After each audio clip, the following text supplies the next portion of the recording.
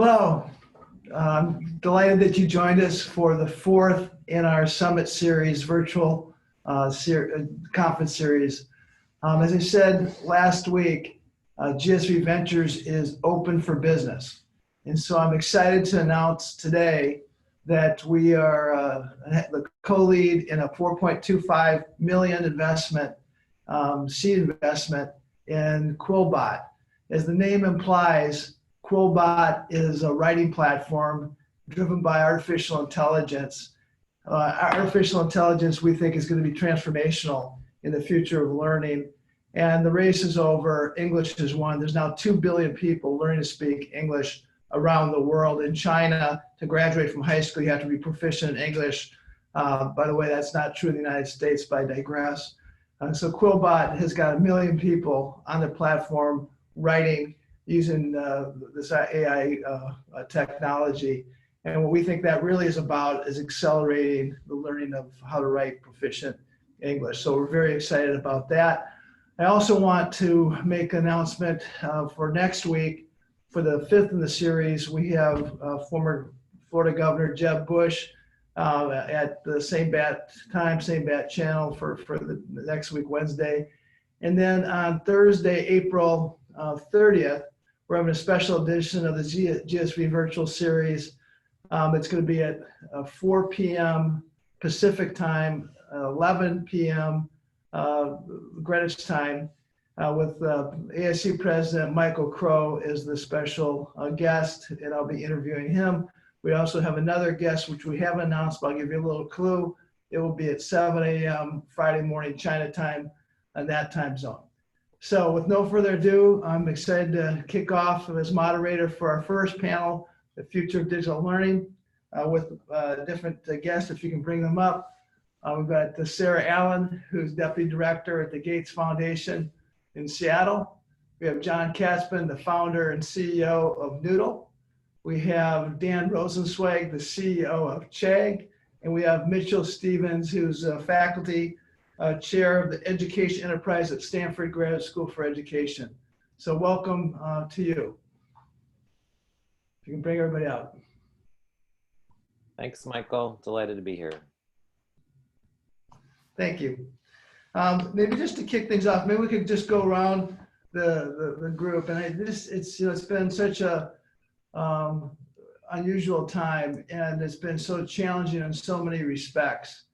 But one thing that I found anyway is this kind of shelter in place has also had some unexpected benefits. I'd just like to go around to everybody on kind of a more human level. What's been a positive thing that's happened in this environment that we've been in? And I'll kick off and give you a second to think about it. For me, it's just like everything is, despite being on Zoom calls all day, and it's the longest time I've never been on an airplane, and recognizing like things that you have in your backyard, like trees.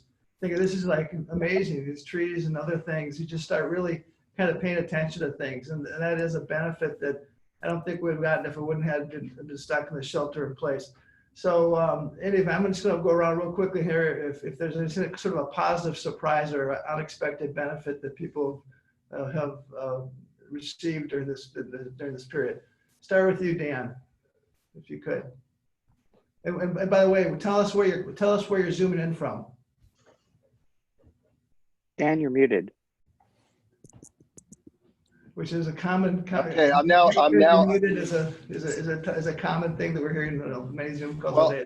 Please. I have learned about Zoom backgrounds where all the people that I Zoom with in my company all have Dan mute, so I'm used to muting. I would say that, Mike, first of all, thanks everybody for joining. I'm in Montauk, New York. I'm with my wife. Both my daughters, 26 and 24, both their boyfriends. So that has been fascinating. And, I think that what this has highlighted for the Rosensweig family is sort of three things. One, gratitude and empathy. Whatever we're feeling, there's nothing compared to what the world is going through and most people are going through. And so we have a limit your complaints to yourself rule, because we're sitting in a beautiful home, families all together. Thank God everybody's healthy. I have learned what it's like to have potential son-in-laws, and I'll leave that to a non-recorded video. And the other thing is, I have gained a greater appreciation for family because, like you, Mike, I've been married 32 years and I've never spent 6 straight weeks with my family ever. I'm grateful for the opportunity to spend it with my daughters and their boyfriends and my wife. And turns out after 32 years, who knew she was as awesome as she always told me she was? So that's what I've learned. That's great. Sara. Hi, everyone. I'm joining you here from Seattle, and I counted recently, we got sent home pretty early in this mix, and so I'm on day 48 of being at home, working from home and having the kids at home. So yeah, with my 3 kids, 2 of whom are high school seniors, so it's been a pretty sad spring for them, and my husband and our puppy. I would say one thing that's been kind of amazing here in Seattle is that we have had the most beautiful weather since the beginning of March. It has been sunny. The flowers are blooming. It's just been stunning. And I don't know whether the earth is just taking a breath with the less traffic and less pollution. And it's just been unbelievably beautiful here. Today is our first day of sort of cloudy, rainy weather in as long as I can remember now, being at home. So that's been a real gift to get just outside and walk around and be able to just appreciate the beauty of the Pacific Northwest with sun shining down in April, which never happens. And I think the other thing, I won't repeat what others have said, which has resonated, but just I, like many of you, have found time to actually connect with people in meaningful ways that I just don't normally take the time to connect to. College roommates, old friends, family around the globe. Using Zoom and other tools in ways that has just felt super meaningful. And I hope that is something, that habit that continues, that we all keep doing, even when we get back to our normal rhythms of life. So that's been something I've been really grateful for as well. That's well said. Mitchell. Hello, everyone. Nice to see some familiar faces and meet some new ones. I'm sitting in Palo Alto, California. 2 thoughts, I guess. One is the very powerful sort of 19th century overtones of this moment. We are walking and looking at things and playing board games and amused and enjoying what are typically very modest pleasures in our hectic world. And the other is, crazy enough, as a college professor, I actually have time to think and write in the last 6 weeks, which are in strangely in scarce supply much of the academic year. So that's an unexpected and very welcome gift. That's wonderful. John. Well, happy March 53rd. I'm enjoying myself here with my family, my kids and wife and dogs. I now know what I look like in a hostage video, so that's great. And you know, on a professional level, like this is a moment where people are discovering what good online education might look like and what terrible online education looks like. And the, you know, forgetting the human suffering, and you can't forget it, but putting it aside for a moment, the intellectual challenge of running a school that's agile and thinking through, you know, what are the benefits and costs? What are the ways that we want to move forward? What does education look like over the next couple decades? Has been fascinating. Yeah, well, let's get into that. So I think this really has been a catalyst, obviously, to see what the future might be. I mean, we're saying effectively, we've seen the future get accelerated to the present.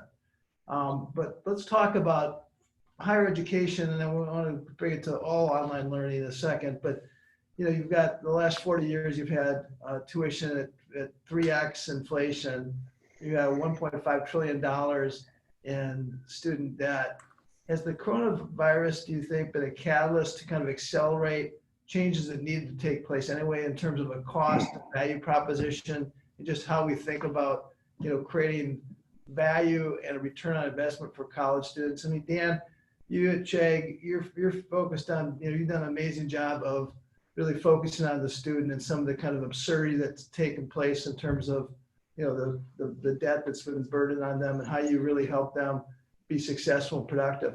How do you think of this coronavirus as a catalyst or not for what needs to happen in higher education? Well, I think overall, I think I sit on a lot of different boards, Adobe's board and Rent the Runway. So I'm on the extremes of small companies who need cash and large companies who have tons of cash, and then what we're doing at Chegg. And what seems to be clear consistently is trends that were already happening are being accelerated by this crisis. And the question strategically that we're asking is which ones end and which ones don't end. And online education is not going to end. If you just do the math, 10% of US college students are international students. They're not coming back, not anytime soon. 2 is about 20% of all students are already questioning whether or not they want to go back in the fall if it's a physical presence. 3rd is, take California as the largest state.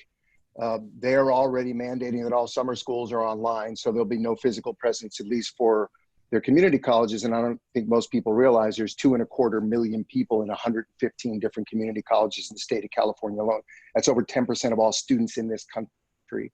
And then you look at what SNHU, who I think has been an incredible leader in online learning, just announced, which is they recognize that people are going to be out of work. Most of the people that take online classes today are older. They have jobs. They might have lost those jobs. And that they just announced that they're lowering their tuition. They're ending on-campus enrollments going forward. And I think it's just an example of what's beginning to happen. And I can't talk about Chegg in particular because we have earnings on May 4th, but what I can say is there's a clear, significant acceleration for the need for low-cost online on-demand learning tools in ways that I didn't even realize the market was that big. And so I believe that, and no offense to Stanford, no offense to Harvard, but the fact that schools with $26 billion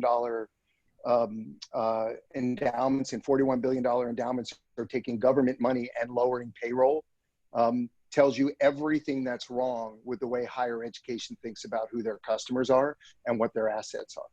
So this will be like a presidential debate. If you use another person's name, they get to respond. Mitchell, go ahead. I think Dan's right on target there. Actually,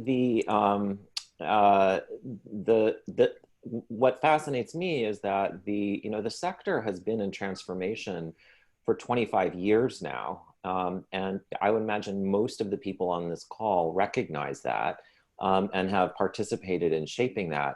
There are a handful of extraordinarily wealthy, exceptionally prominent institutions that by virtue of their wealth and prestige and institutional position have essentially been able to shield themselves from those changes. Sort of brief dalliances and experiments with more democratic forms of learning notwithstanding.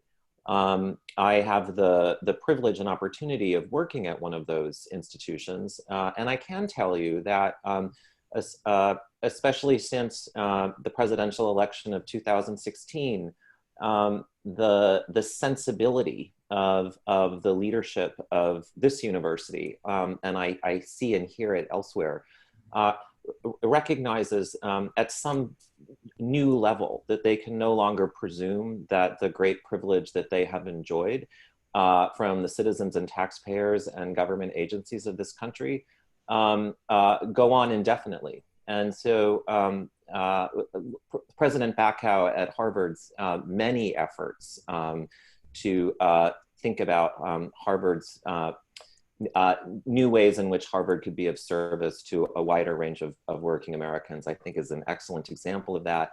The leadership of my university will be rolling out some new public discourse in the coming months. So I agree with Dan, actually, that that ongoing sort of secular change in the character of American politics, plus a moment now when business as usual is simply no longer possible in Cambridge or Palo Alto or Ann Arbor or New Haven, is going to create opportunities, shall we say, for collaborative action that haven't been possible in the past. Mike, I want to correct something that you said. Higher ed costs, higher ed tuition, net tuition, what students actually pay, has been flat to inflation for 20 years, right? It's the same as it was in 2000.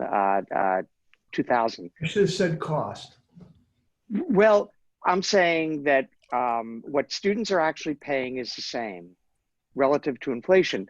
What you've seen is schools jacking up their sticker price every year by a couple points over inflation and then giving it back to less advantaged kids. They're simply price segmenting. And when the airlines do it, they advertise their least expensive seat, back when there were airlines. And when schools do it, they continue to talk about their stated tuition and they continue to get beat up over it. So I just want to, we do have a problem. We do need to cut the cost of higher ed.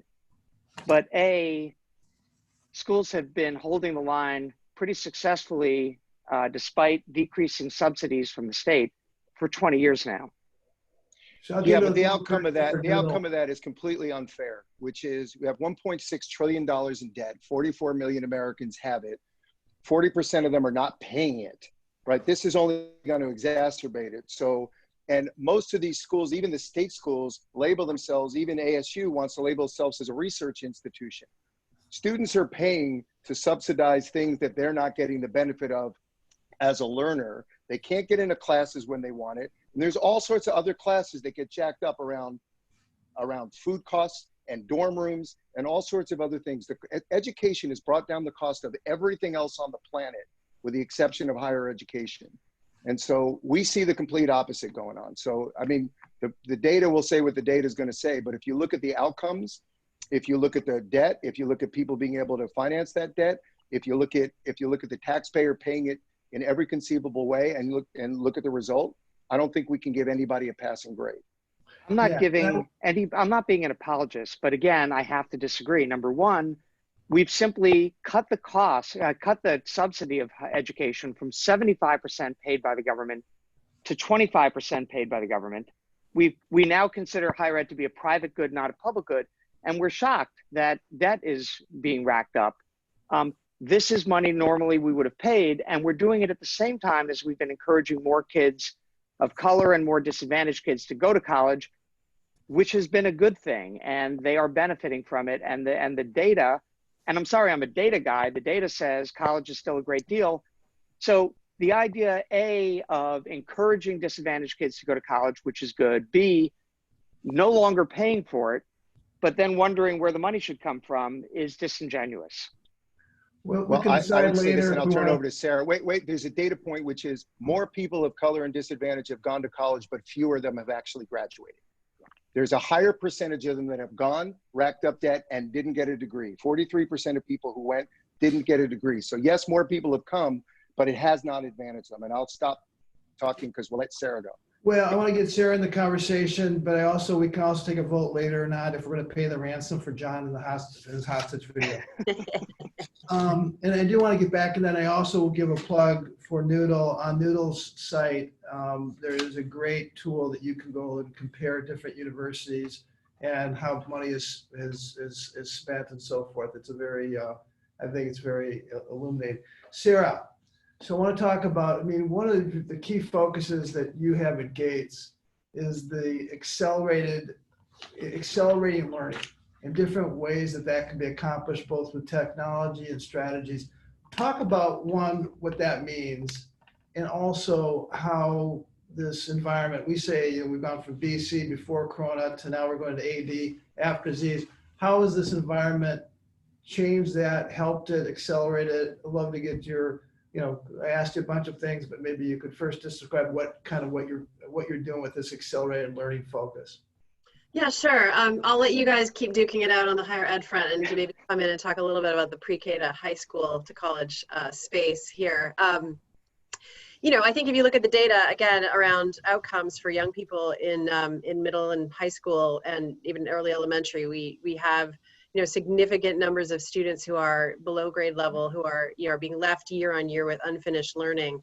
against what we know is the level that is needed to ultimately be successful in a post-secondary environment. So, you know, this is not a new problem, and you know, there's been a lot of effort going on in the last 15, 20 years to think about models that can really support students to make up those, you know, to find a pathway through the content to get to the grade level. And, you know, we and others and you have been looking at, you know, personalized learning, ways to support teachers to really differentiate, to meet each kid where they are and move them to where they need to go. And I think that the environment we're in now is really an opportunity where, you know, it's just showing in stark relief how this crisis is going to play out for different groups of kids. Teachers, as they're shifting to trying to do remote learning, are, you know, really feeling the need to take a much more student-centered approach. I mean, you can't do a one-size-fits-all regular classroom delivery in this environment and really meet the needs of kids, and that's just so obvious. So, so all that to say, I think there's, you know, some shifts going on that will help us accelerate, you know, how the system is able to respond to the individual needs of students through, you know, student-centered approaches to how content gets delivered, how interactions happen with teachers, how interactions happen with other students. There are, you know, some really promising models in the tutoring space that have been plugging into schools, but have been experimenting with blended models. One of the ones that I think is most promising is Saga Innovations in Chicago, where they are, you know, really demonstrating massive catch-up ability around 9th grade math for young people, just really outstanding results. And, you know, they've been experimenting with a blended model over the last year that's less reliant on individual face-to-face tutoring and getting as good results. So, you know, there's a lot of promising stuff out there. And I think what's going to shift now is the urgency around actually trying to use it, because we're going to see in the data tremendous differential impacts of this crisis on different groups of kids that are just going to, you know, going to cause us to have to double down on this focus on helping kids catch up. So, you know, that's the upside if we're able to really find the resources and time and structures to really push those acceleration models into the regular school environment in new kinds of ways, creative ways. I think we're going to see a lot of experimentation around that over the next year and a half. Yeah, Michael, can I make a contribution there? please. I appreciate what Sara said. One of the things I've noticed consistently over the last 10 years is there are a lot of phrases that begin with, quote, "there are a lot of promising models," or "this is a very promising," or "I'm especially interested in this," or "we have incomparable data to understand that." Compared to all of the promises and ambitions, I see remarkably little systematic science. I think it is high time for this sector to frankly grow up a little bit and recognize that we have a very paltry empirical science of teaching and learning, and building an infrastructure to do a systematic science of teaching and learning is going to require a collective effort that involves different kinds of capital sources, new ways of doing academic business. And, you know, there are 2 or 3 pretty good universities out there that you know, frankly, don't need your money, but their scientists do, right? And so there are, and we're open for business. We are eager to collaborate and cooperate with this sector, and trying to find some important new ways in which infrastructure might be built to build a systematic science, maybe with some help from Sacramento and Washington and Lansing. I'm not gonna bet on it, but you know, I'd be very eager to work with many people who I'm sure are on this call to use this moment to start to get serious about doing some systematic cumulative science together. Yeah, you wrote a great article that was in the New York Times, I don't know, a month or so ago, and there's some different concepts that were floated that I thought were you know, very intriguing. One thought is just this whole idea of, you know, the mixing up of, you know, if you think today you go to a university and, you know, again, conventionally you graduate from high school as a freshman, you go and you live in the dorm, you pay a boatload of money for 4 years, then you're supposed to get out, even though most students don't graduate in 4 years. And one of the things that you talked about is maybe sort of a hybrid approach of, mixing things up online, maybe as a freshman where you're paying less money and you're still living at home. Some other programs maybe abroad. How do you, what if you sort of reimagine what an experience could be where you were getting the benefit of learning and getting knowledge and skills and so forth that can allow you to be successful in life, but maybe it doesn't cost $250,000 and go into debt for the rest of your life. Mitchell, what are some of the ideas that you think could evolve here, and the coronavirus could be a catalyst to change the way things are done? Yeah, terrific question. I would say two things. One is I think this provides potentially a powerful opportunity for the traditional clients of the Rolls-Royce version of higher education to recognize that what they're paying for is not happening in college classrooms, right? It's everything else where the real cost center is. Like moving your kid from Miami to Syracuse and feeding her 4 times a day and making sure she stays out of trouble on Saturday night is where the money goes, right? It doesn't go to the classroom instruction. And there's been an active reluctance, I think, for both families and schools to parse that value proposition, right? But this moment is making it painfully obvious to families, right? Are they going to pay the same tuition to George Washington University last year for their son to sit at the kitchen table in Tallahassee, right?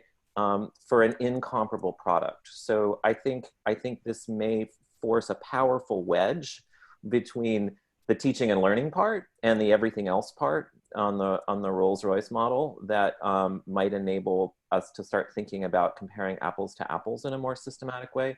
And I also think to the extent that it may change the most affluent families' presumptions about what's the best thing for their 17-and-a-half-year-old, I think may also, propel a more receptivity to more plural or heterogeneous kinds of academic experiences. And frankly, I think in addition to the science, I think that's one way where the Southern New Hampshires and the Stanfords of the world might be able to engage in what once was thought of as an audacious collaboration, right? That the icebergs have broken up a little bit now in ways that create new possibilities for new collaboration. Well, I would want to jump in there and encourage you all to think about the connectivity down to K-12 in this moment as well. I mean, we have not only an economic need, but we also have an educational need for many, many students, not the ones that were heading to Stanford, but millions of others, to have a much more supported pathway between high school and college, to make the transition successfully, to have it linked to opportunities to earn income at the same time, to have a path to sort of stack credentials over a longer period of time to ultimately get to that BA. And we have a very well studied actually set of early college high schools that have been rigorously studied that we know have had really differential effects on the ability of young people to make those successful transitions, to stay on those paths. And those have, experimentation in the last few years around really integrating the career element into some of those, or creating new hybrid models that are really the earn and learn. And it's, even though this is a moment where formerly affluent families may have to make these tough trade-offs, millions of middle class and lower middle class families have been choosing these other kinds of paths for economic reasons and for social and other reasons for a long time. So, I think it is a moment where the connectivity between high school and college and work and new kinds of models is really ripe, particularly because of the tremendous risk to millions of 18 to 22-year-olds right now that they will not be able to follow the traditional path, that the other kinds of paths may look like dead ends, and it will take a collective effort to really scale up some of these very, very, very promising, but actually fairly well studied hybrid models for when college starts, how it starts, how you progress, how it links to career and other certifications, and ultimately to the degree. So that's I think where an area we all need to lean in on in thinking about how to support innovation and ongoing scaling up of things that are actually working for kids. Sarah, quickly name names, if you could, in terms of some programs that you see as sort of a window to that future and doing a great job. Well, yeah, I mean, I think the traditional early college model that got started in the small schools movement about 15 years ago, and where that was something that now has a 15-year trajectory. And I would point to, for example, the RGV area in Texas, where they through South Texas Community College and the set of school districts there, they've created a set of very successful early college high schools that link to particular career paths, whether they're teaching, medicine, others. Ultimately making their way now into the UTRGV, higher ed institutions there. So there are places that have bet on these models for a while and have seen improvements in the trajectories of young people. And then there's the PTECs and others of the world that have emerged more on the employer-driven front to solve talent challenges that also have created sort of scalable ways for employers, high schools, and higher ed institutions to collaborate to create new kinds of pathways. And then we're seeing maybe lighter touch things coming out of the charter sector, 13th year models, where they are the charter movement, which has been so successful in getting so many kids higher quality charters through high school and into college, but then seeing their data show up that many of those students aren't completing. So they've been experimenting in this space for a while too, and I think are seeing the opportunity now with the economic challenges to, create more space for that, and to create a playing field where it feels okay to choose that as your path, that it's not lower status, that it gets you where you need to go. And that's a narrative change that I think we're going to start to see, to your point, Mike, being one of those things that many parents start to value as equally practical and good than the traditional path. Great. Mike, in terms of K-12, I look at the higher ed response. Within weeks, every school was online. Give it a C-, right? They're not great online learners, and most of the professors have never taught before. There are all sorts of problems, but they're in the game. Whereas K-12, the great majority of districts have just punted at this point. They've just given up. We've proposed to a bunch of states to take the tech providers we work with in higher ed and the tech platform we very painstakingly put together to work with our schools, and all of us are willing to give it to K-12 at cost to create, in a sense, an emergency virtual classroom. Can we, at a state level, since the districts are struggling, can the state step in with something that's competent? But the starting point of the kind of transformation everybody's looking for is just to move towards agility, is just to move towards, we have a great online infrastructure, it makes sense, everybody knows how to use it, we can go online when we need to, we can go on campus when we need to, and once we can move between them seamlessly, a lot of the kind of things that Sara you're talking about and Mitch you're talking about are possible. The starting point is just to get everybody comfortable both ways, and that's where I think we are accelerating in higher ed, and K-12 not so much so far. First of all, it's a very generous offer to make for K-12, and we have a number of K-12 leaders on the Zoom call today, and so thank you for making that. And I think we've seen that kind of round-the-clock support that by other people in the community. I mean, I know Class Dojo and Remind are incredibly busy and working around the clock to help with the different issues. I want to talk about, and I'm going to give this first to Dan, but I'd like everybody to give their perspective. So in this world where increasingly, for sure, more and more is going to be done digitally, and online learning is going to be really become the norm of how people consume most of their education. I think increasingly, and again, we could debate about this, but I think increasingly the physical experience becomes more and more of a luxury good, like going to Cartier or to a high-end boutique. We could argue about that. But what are the resources, Dan, that you need that are digitally that maybe are more important, what are some of the things that you're providing? What are some of the things that you think are going to be critical for students to thrive in this increasingly digital environment? And to get the hold of John, it's John J. Katzman at Noodle.com, just because I know that some of you like to reach him about his help. But Dan, how does this look like? What are some of the resources? What are some of the skills? What are the things you think that students really need to be successful? I know you're doing a number of things, including internships there and so forth. What does this look like? Well, look, we have our lens, right? So we're direct to student. We've not raised prices in 10 years on anything we offer. We invest $50 million a year in content. We don't work with any institutions currently directly because the bureaucracy, I mean, we're trying to give 100,000 free Chegg studies, which is about $3 million worth of educational tools, to the state of California community college students, and can't find an entry in because everybody says it's someone else's job and they can't force people to do this. So like, you know what? Use them, don't use them. We don't care at this point. Like it's shocking to me.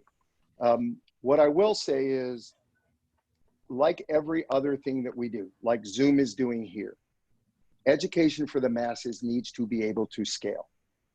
One-on-one classroom learning would be amazing. My mom was a public school teacher in first and second grade for 39 years. My mother-in-law was the dean at our high schools. I have nothing against that.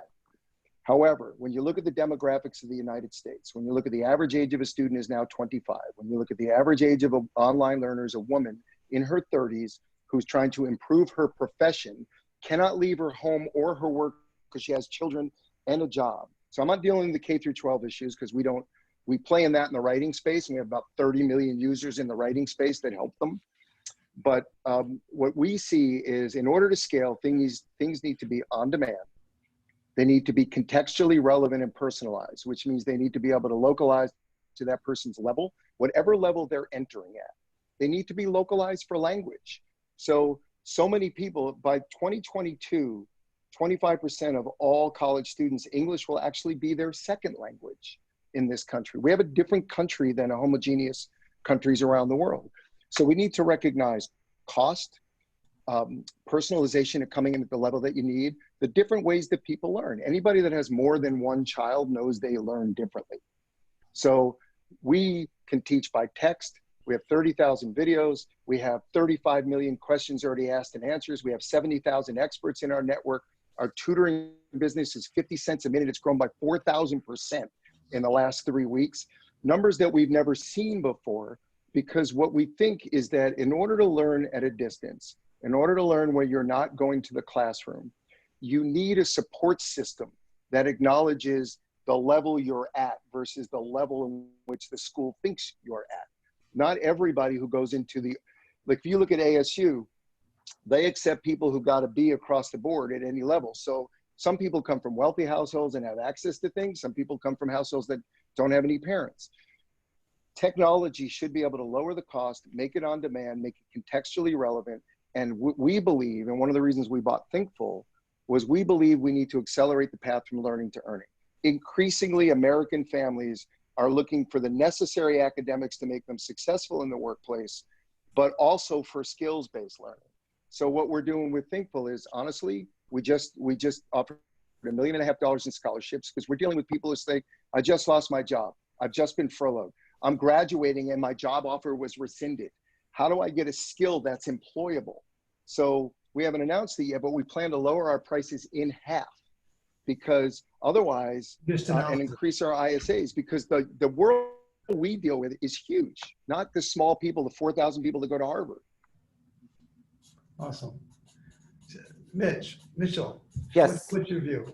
Yeah, I want to just, harken back briefly to the exchange that Dan and John made at the beginning about, we can talk about the cost of educational provision, and I'm not talking about just post-secondary provision now, but I think there's a different conversation that I think very rarely happens in my world, in here I am, the zip code that I'm sitting in, and I think also in the ed tech space, which is whose responsibility is the cost of educational provision, right? Is that the government's job?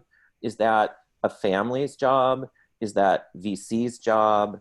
Is it the Bill and Melinda Gates Foundation's job? Like, ultimately, how are we going to carve up responsibility for paying for educational provision, even if we could agree on how much it should cost? And I think one of the fascinating, challenging, spectacular things about educational provision in the United States is that it's always been a plural venture. It's always been a joint venture, partly civic, partly philanthropic, partly a business.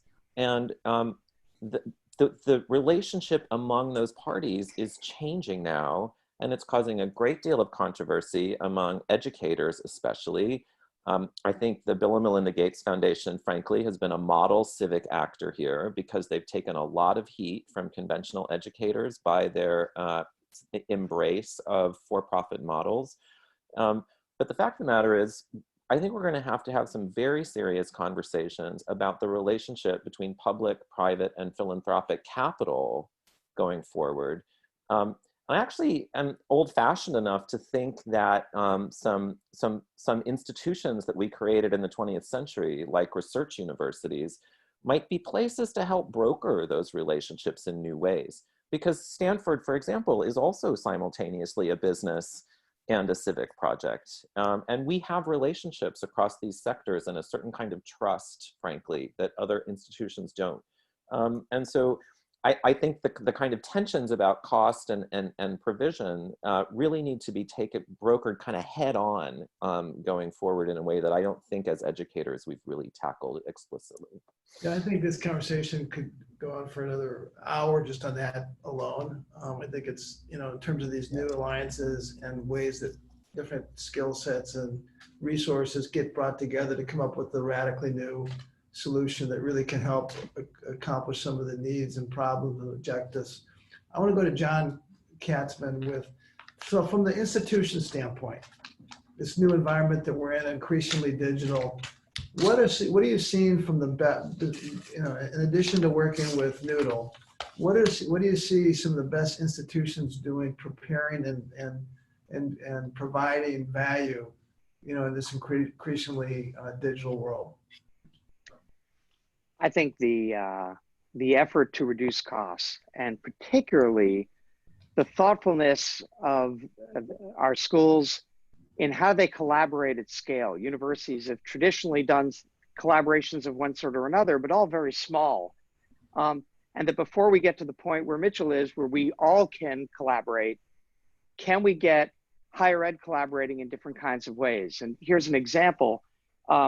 You've got, on the one hand, this professor putting together her course bespoke, right? An online course, and it's 100 hours of work, it's tens of thousands of dollars of cost with an instructional designer. We've got to do a ton of that before September. And on the other hand, you've got courseware, somebody saying, well, we're just going to have one Econ 101 course and everybody can just be a TA. But in between, the idea of sharing objects, of this animation, this case study, this simulation, how do we share the costs, maybe share it with schools that aren't competitive with us, maybe share it with less advantaged schools?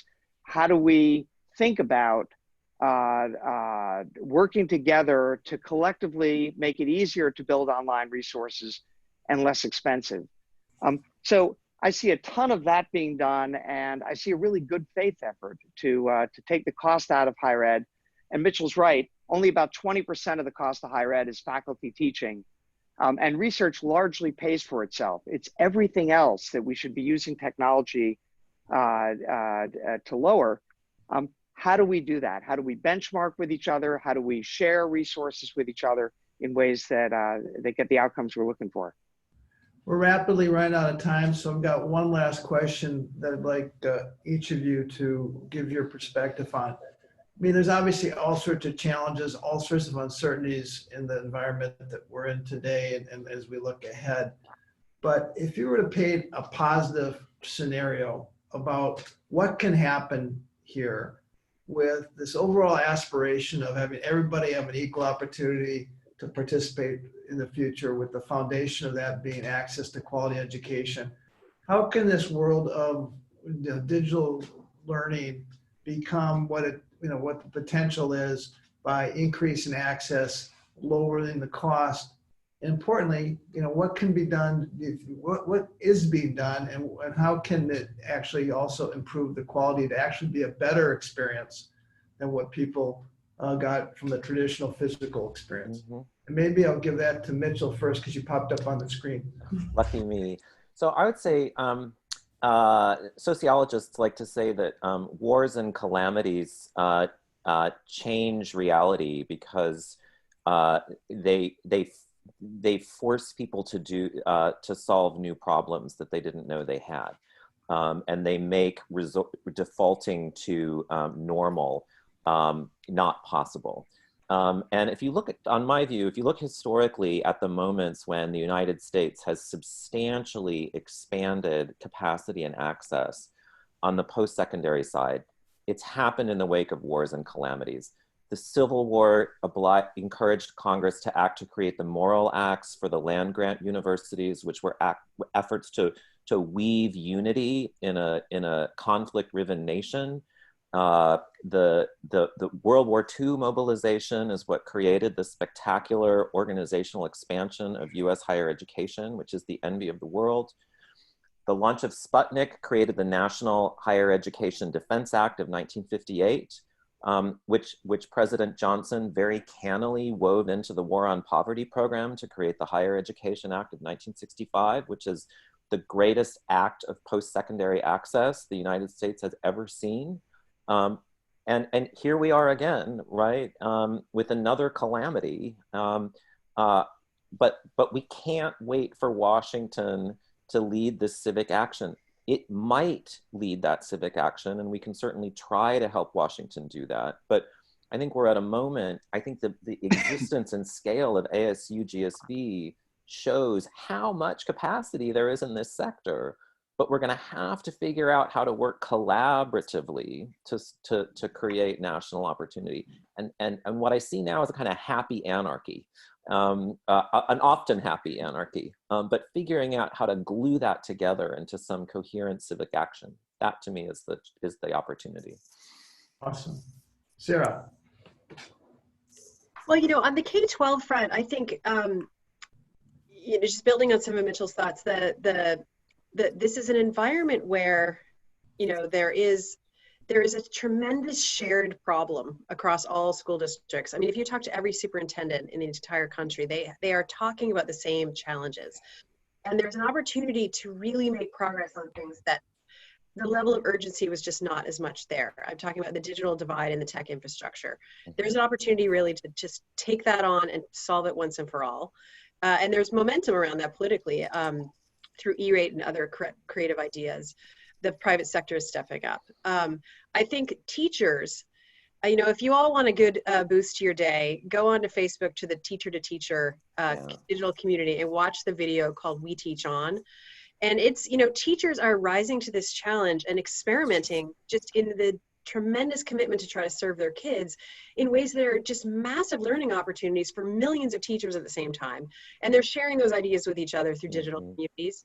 And they're not going to go back to total business as usual. We will all cheer the day our children can leave our homes and go back to those schools. Even at 27 and 25. Exactly. Teachers have tried so many new things. They're going to bring some of that back to the day-to-day classroom. They're going to be better at differentiation. And there's an opportunity to really create much more solid platforms and supports to really institutionalize some of those approaches and bring in the solutions that have already proven to be effective. So I think there is, the silver lining here is the commitment to meeting students' needs is solid or more urgent than ever before. The willingness to experiment on how to do that is again just very, very clear, and the need to make sure that we are not institutionalizing and in fact expanding the tremendous gaps in opportunity and quality facing students in different environments today is just something that we need to hold front and center as we move into this new phase.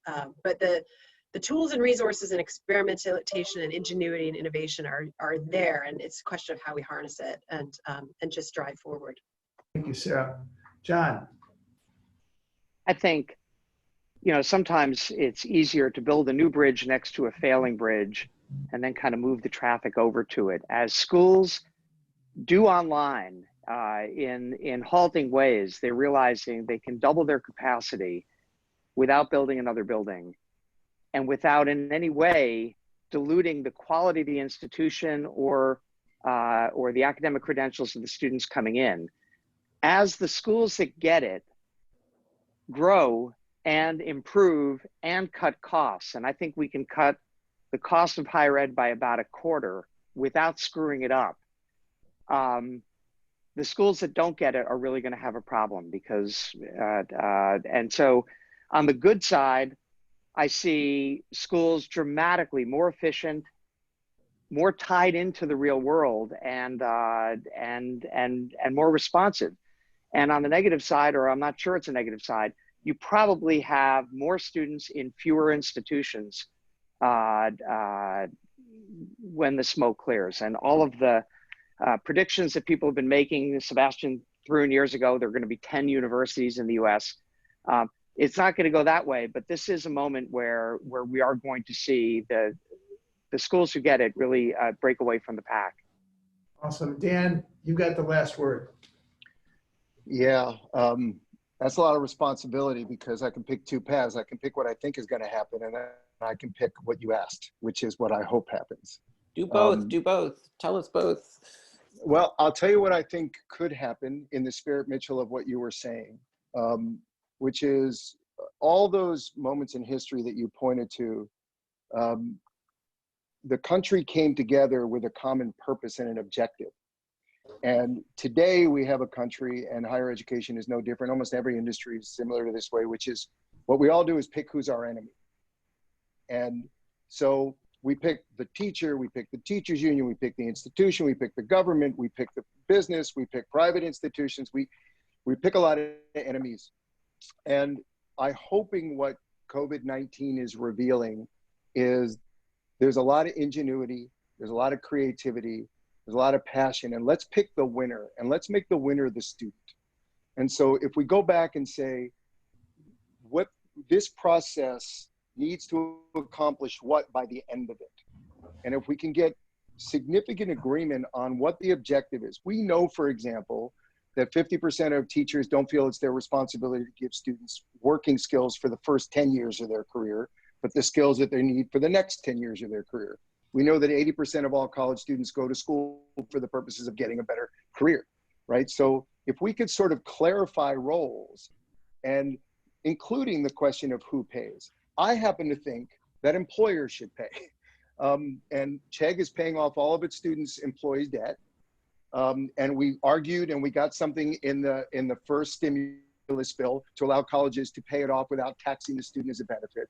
I think if we realign and we say, look, we want better educated, better citizens, more civic minded, better prepared for technological skills that are an obligation to live in the future society, whether you want to do that or not want to do that, right? It's, you know, you can pick whatever your career path is, but we ought to have legitimate pathways that are on demand, less expensive, tax you less in terms of cost and time, because these are going to be never ending stages of our lives now, right? We are constantly being forced to learn new things in order to be successful, to be in society at this point. And so I think if we could pick a common winner, which is the student, and pick an objective of what's good for this country and try to align things, including how it gets paid for, then I think we can stop the division and try more things, see what works, share it, as John says, and scale it. So I think what technology can do more than anything is show us what's possible. It can expand curriculum without risking the current teacher's career, which they often argue against, right? We can expand and have both academic curriculum, professional curriculum, skills-based curriculum. I mean, when we were growing up, they taught me how to use a calculator. They told me how to write in cursive. I was forced to take a typing class. There are basic skills now that we could be teaching all through that make you just more productive in whatever you choose to do. So I hope we pick a common winner. I hope it's the student. I hope the country rallies around what do we want the educational system to do. What I think is going to happen in the short term is I think 25% of colleges are going to go bankrupt in the next 12 months. And I think John's right, which is I think the schools that have more resources are going to take well-financed, less prepared students for their schools, because 10% of the students were international students, but they paid about 15% of the tuitions. So schools are going to be desperately looking to fix financial gaps. And I do think if we can align corporations acknowledging that we have a responsibility to pay for that education because we're the beneficiary of it, right? If you can engage that without making the school only about that, I think we have a chance to use technology to lower the cost, increase the curriculum, scale, and teach personalized. Okay, done. Sorry about that. I'm enthusiastic. We've gone over time, but I can't leave without asking you, Dan, one last bonus question. When are you going to be able to see another Bruce Springsteen concert? Well, tonight they're doing a concert for New Jersey, so I already got it. You know, as you can see, I have an E Street signed guitar over there. Yeah. I think Bruce will lead us out of all of this. There's a Bruce line or a Bruce song for everything. But I do want to offer one thing. Mitchell, if you want, Chegg will likely have, by the end of this year, 6 million students that are accessing every piece of content from every textbook in the United States. And we can tell you exactly which content they know well, which ones they don't know well. If you think sharing that data with you and researchers at Stanford could create better curriculum, more personalized learning, we will open it up to you, because it's not individual, it's the collective. And we want that research to be used to improve curriculum, because we just want what we all want. We just want better opportunities for this country and for the people that grow up here, however they came here. Let's talk. Thank you. Anytime. Awesome. Thank you so much. And now we had in the schedule, we were going to poll you guys and get all of your insights. Because we went overboard and I want to be respectful of everybody's time, we're just going to ask one question. You can send it to me individually. Maybe we'll send out some poll questions later. And that is, who votes that we should release John from his hostage duty? Or Let's take this offline. Okay, take it offline. Send me an email. I'll send out the results. Can we turn off our videos? We're gonna skip the poll, and now we're gonna go on to the next segment. And before I turn it over to Deborah and our very special guest, Harvard Business School's Dean Nitin Nohria, we've got a video I want to run that is the American Dream video. Before you play it, I just want a quick introduction to it. Global Silicon Valley stands for this emergence of a trend of the mindset of innovation and entrepreneurship that's made Silicon Valley such a special place going around the world. So Silicon Valley really is a mindset. And we think the American dream, is really a mindset too. It's not specific to America. It's really this aspiration that doesn't matter who your parents are, where you grew up, where you went to school, but if you had the ambition, you studied hard, you kept your nose clean, anything was possible. That is the American dream. And so we have a number of very important people, inspiring people in this video. Nitin Nohria he sparkles in this video, and I think this video is especially great to play at this time as a lead in. I'll also just make the point that while Deborah is interviewing Nitin, this is her first day back from the injured reserve. As many of you know, she broke her jaw a couple weeks ago. So we'll make sure you give her this support during that interview as well. But I'll turn it. Please roll the video.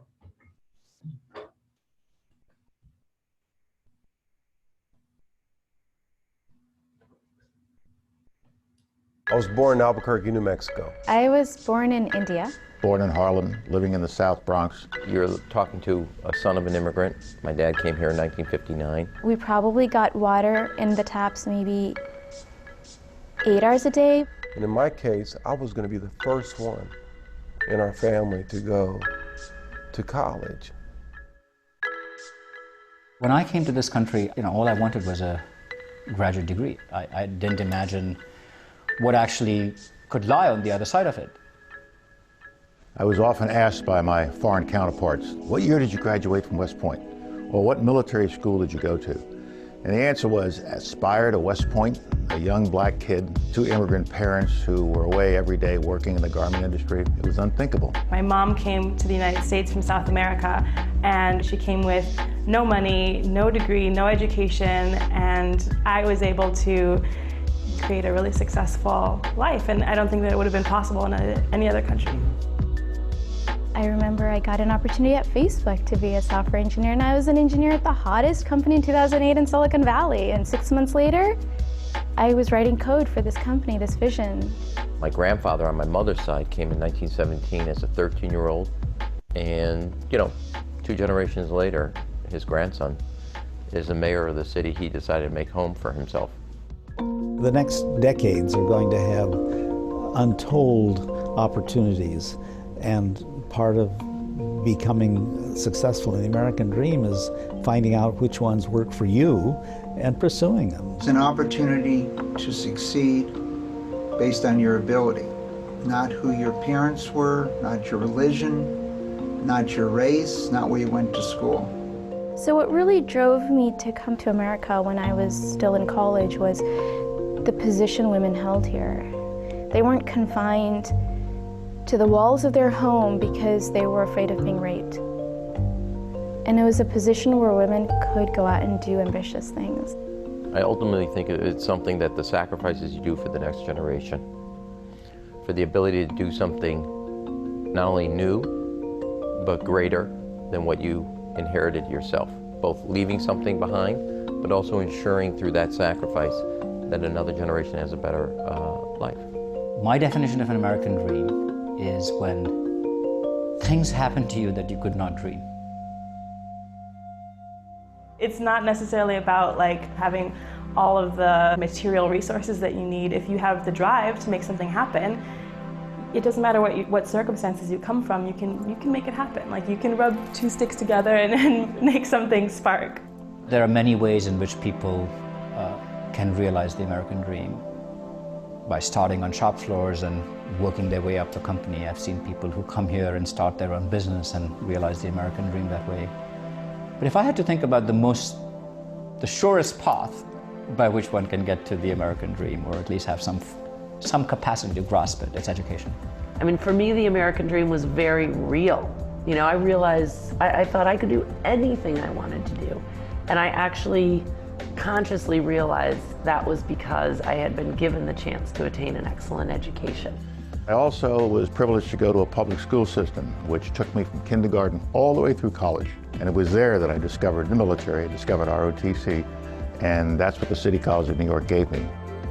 As a kid, I saw that people have purposes and they have things that they believe in and they have causes that they fight for. The idea and the intent that things need to be fair and they need to be of value. And when you think of the American dream, that's what you want. You want equality. You want to have a place where there's a balanced playing field. So when you think about what it's going to take to ensure that the American dream is a reality for all of our kids, it's going to take, ultimately leveling that playing field. There's opportunities for you. And it's not just if you're the best basketball player, dancer, or singer. If you have the right stuff and you've spent your time learning and understanding things, the world, and particularly America, is searching for those leaders with ability, whether it be in business, philanthropy, politics, or the arts. If we're going to ensure that every kid has access to the American dream, a lot of things need to be done inside of education and outside of education. The good news is it's possible. It's actually possible. We see that through our work every day, but it's going to take a whole lot of people working really hard and really thoughtfully and coming at it from all sorts of different directions. So to me, when I think of the American dream, I'm constantly reminded of all the tools that you have to have. And what's fascinating to me is that I'm 54 years old and I'm still trying to acquire more tools to be a better citizen, to be a better father, to be a better human being, because I know I have to continue to believe in the American dream. people aren't going to hold you back for who you are or how you look. And I don't look like any other dean that the school has had in the past. But that doesn't stop people in this country, and that's what makes the American dream so special. There are two books in life. One is the guest book you sign, and one is the history book. I think a life worth pursuing is one in which you're in the history books. So if you're fortunate enough, use your life to give something back to others.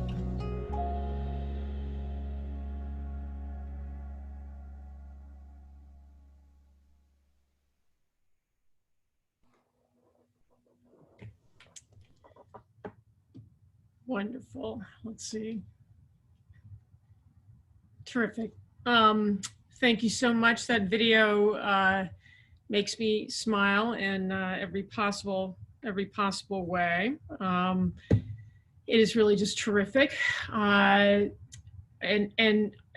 so I'm Deborah Quazzo, the managing partner of GSV Ventures, and as my partner Michael Moe said before this, I am feeling very blessed to be here. I had a little bit of an accident a couple of weeks ago, some of you guys heard, and I actually fractured my jaw. I didn't break my jaw, I fractured it. Minor difference, and I really just want to start by saying I'm giving a profound thank you. The community, our community of change agents is an incredible community to be a part of when things are going well. But what I've found consistently throughout the 20-some years I've been working in it, it is even a better community when things don't go well. So I have been really touched and blessed, and feel so good about all the outreach that people have had over the last couple of weeks as I've been sort of coming back from this. It's not quite over yet. I've got a few more months ahead, but at least I can talk. I got my wires taken out so I can talk to Nitin, which was the one thing I was my one goal. I needed to be able to talk to Nitin. So I am totally thrilled to be here hosting this conversation with Nitin Nohria, who is truly a remarkable human being and one of my favorite humans in the world. He's been the dean of the Harvard Business School since July of 2010. We actually did that video in 2014. I don't know if you remember. So it's interesting. It's been a good 6 years that's passed since that happened. Nitin actually announced his retirement that was going to be coincident with the end of the school year this year. Unfortunately, the end of the school year is never going to happen, apparently. And so after his incredible 10-year tenure, he agreed that with the outbreak of COVID, he would extend his leadership of HBS through the end of this, what will clearly be a very difficult year. I have enough questions to probably go a couple of hours, but we have a short period of time, so I'll try to fit as much content in as I can. Nitin, let me actually start with that video. And we laugh when we sent the young people from Road Trip Nation out to do it. They were so taken with you that the first cut of the video was basically a Nitin Nohria story, and they left everybody else on the cutting room floor. They were so taken with your personal story. But talk about the American dream. How does something like a COVID pandemic impact the availability of the American dream? There's a lot of discussion around equity on the prior panel and really in all the conversations. And you said it's things happen to you that you could not dream, was your quote on the video. So I would just love to kind of get your, 6 years later take on what you think. So Deborah, first and foremost, thank you for having me. And I am so excited to see you looking well and doing well. So I was worried when I heard that you'd had this accident, but it's great that you're here, and the fact that you did this for me means even that much more to me. So thank you very much. And I'm very grateful to the, seems like 700 participants who are on. I hope I'll prove worthy of your time. So look, I think that this is a moment in which we have already now, since these last 6 years, the confidence that people had that the American dream is alive and well has been shaken. It's been shaken as we have seen inequities of so many kinds emerge. There's a colleague of ours, Rod Chetty, whose work might be familiar to many people who are in this audience, who now finds that your zip code is a better determinant of what your life prospects are than anything else you might be able to have done in your life. I mean, that's the antithesis of the American dream, right? Like I didn't grow up in any zip code which was even in America. And here I am sitting as Dean of Harvard Business School with the great privilege of being able to talk to all of you. We need to keep these pathways open. And I think as we've seen in COVID-19, these pathways are becoming more structurally unequal. At some level, there was always some inequality, but the inequality came out of individual determinations, right?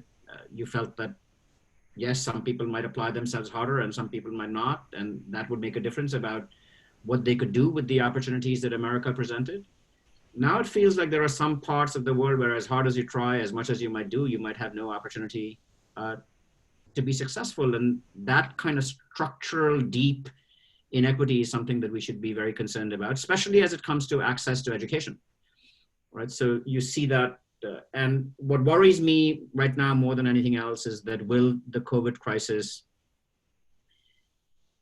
increase the difficulty that people have of getting access to education? You know, so we're at Harvard Business School, we're lucky. We tend to, actually people may not recognize as we do have, we're a need-blind institution, so we get people from all kinds of socioeconomic backgrounds. But we're already seeing some students who had applied to us to matriculate this fall calling us and saying, my family circumstances have changed so much that I need to work. I can't even afford to take 2 years off to study. And when you look at who's making those calls, they are not all equal, right? I mean, they're coming disproportionately from people from minority communities.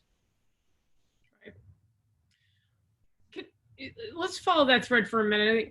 One of my other, really prior to the pandemic, and perhaps not as acutely felt at Harvard and Stanford, but even felt there, there had been a lot of increasing questioning of the ROI, the value proposition, the opportunity cost of an MBA.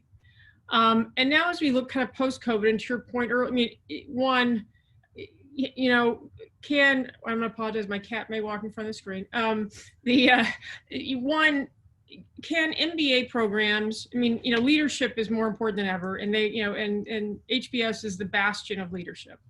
Are you hopeful that coming out of COVID, that Harvard, that HBS can be the sort of the birthplace for some of the initiatives that could actually go right at these, you know, the topics of inequity, the factors of inequity, the things that we are seeing? I think one of the things COVID's done negatively, positively, is actually shine a bright light on inequity of access, particularly around technology.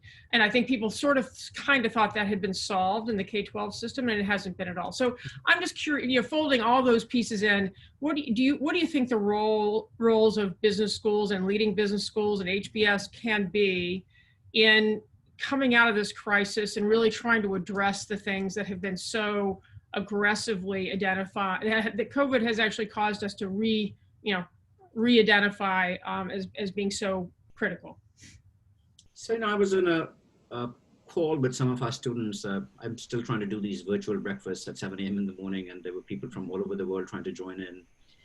And one thing that people said on the call that made me feel hopeful was that everybody seems in some ways to have been forced in this moment, even as weirdly we've retreated into the bubbles of our own homes, we have also had our bubbles penetrated by the reality of facing something that we feel we share with the rest of humanity. And so many students said that for the first time, they've had their perspective quite fundamentally reimagined by virtue of coming out of the bubble that Harvard Business School can sometimes be for a 2-year period, and to get more connected with the realities of the world, and to recognize that they have a role to play in addressing some of the inequities that many of them have thankfully been able to avoid, but they cannot now escape because it's every day in and around them in their neighborhoods.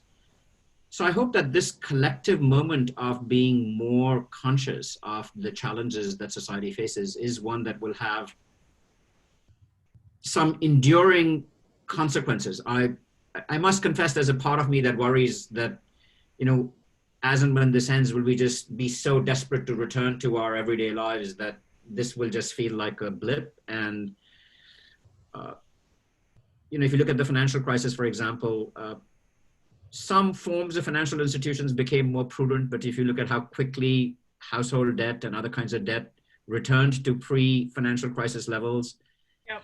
Sometimes I worry that human beings don't learn enough from these moments that could be of benefit for the long run. But I hope in this particular occasion that these questions of structural inequity, which have become so transparent and so painfully transparent, will move us all to do something more enduring. Okay, let's you know, one of our obviously our theme here is the dawn of the age of online or digital learning. It's you know, one of the few silver linings in this tragedy has been, for those of us who have been trafficking in innovation around digital learning, the fact that it has really sort of given us a step change of progress in that area. I vividly recall the first time you and I met, which was actually pretty early, I think, into your tenure when you came to my office in Chicago. And it was actually the height of MOOC mania. And you were actually just really beginning to formulate your thoughts around what was first HBX and then HBS Online, and both synchronous and asynchronous forms. Today, really much less than a decade later, probably really only 5 years later, really, you all, HBS has served over 75,000 students. I would love it if you would talk to those universities out there who have had to do it overnight. You at least had 5 years and some pretty good resources at the time. But even with time, it is a pretty radical transformation. Can you talk about the process, the leadership that was required? Harvard and Harvard Business School is probably not an easy place to change things. And so I'm just curious what it was that, you know, that you saw and the impact it's had. And then also, I think, what impact it's had on the culture at HBS, perhaps. And then I want you to feed that back into how it helped you all move HBS fully online in 2 weeks or whatever you guys did it in. So first, I'll start with a confession. When I first became dean, someone had asked me, what do you think of online education as a replacement for what we do at Harvard Business School, which is famous for the case method and so much intimacy and on our campus. And in my first year, the words that I will regret ever having uttered was not in my lifetime. And you know, here we are just a decade later. If I had insisted on those words, we would have been in very different shape right now. So thankfully, I came to my senses 2 years into my time when I began to recognize that online learning didn't just have to be a camera on a faculty member. So when it just felt like a substitute for in-person education, I was not very excited. But when I began to see that it could actually be something that was very engaging, this is when social networks started to show us the possibility that people can engage and create very engaging experiences with each other socially. That's when suddenly I said, you know, Harvard Business School better play. We can play, and we should play not just for defensive reasons, but we should play because we can create, if we are being imaginative, just as we were imaginative in inventing the case method, along with the law school many, many years ago, that maybe we can create a different vision of online education that was digital first, if you will, and yet leverage the capabilities that we had. So we made a set of choices that were very different than the MOOCs at the time. We said, you know, we're going to create an asynchronous education in which faculty members have no role to play on an ongoing basis.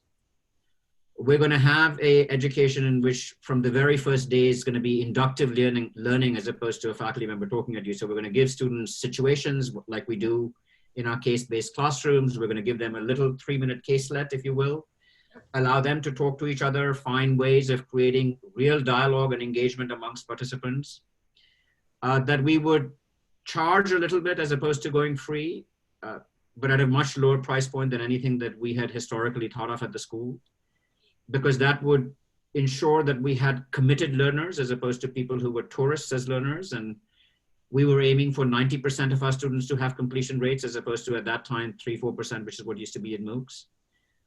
We had to create a completely different team, insulated from the rest of the school. It reported to me, I had to create a budget that was protected. Here we just learned the lessons from our dearly departed colleague, Clay Christensen, who'd always said that you can't do disruptive innovation within the mainstream of the organization. You have to build something that is in a kind of organization in parallel. And you know, it's exceeded every expectation that we had. We've built education that we're proud of. We have very, very high engagement rates. In fact, our net promoter scores online are almost the same as our net promoter scores in our classroom. I like the online better myself. Yep. It's been interesting though to see during this COVID moment when we have shifted our entire class, as others have online, as to what the feeling is. There are some things that people truly miss about being with each other in person. In fact, if anything, my own view of this is that this moment will create simultaneously more demand for things in person and simultaneously more willingness to accept things online. So that may sound like a paradox, but I actually think that that's what's going to happen at both times. But the people who have to deliver something that's in person will have to make sure that it is genuinely special in some sense. And you had to take a lot, you had a lot of faculty who had not taught online, right? I mean, you had a couple that had, and yeah. And thank God we had faculty who had taught, because over the spring break, they literally became the coaches for every other faculty member who had not. So we got 120 faculty members to learn how to teach online over one spring break. And we have had, in the last now 5 weeks that we've been teaching, actually stunningly good response by our students and our faculty. So the building a capability in advance of this crisis, we never thought when we were building this capability that this crisis would come upon us. You know, you're never prescient until you find out that you were. So I will take the false credit for being prescient, because I really had no imagination that we would get to this moment, but thank God we had that capability. So correct me if I'm wrong, you have 2 daughters at Harvard, is that right?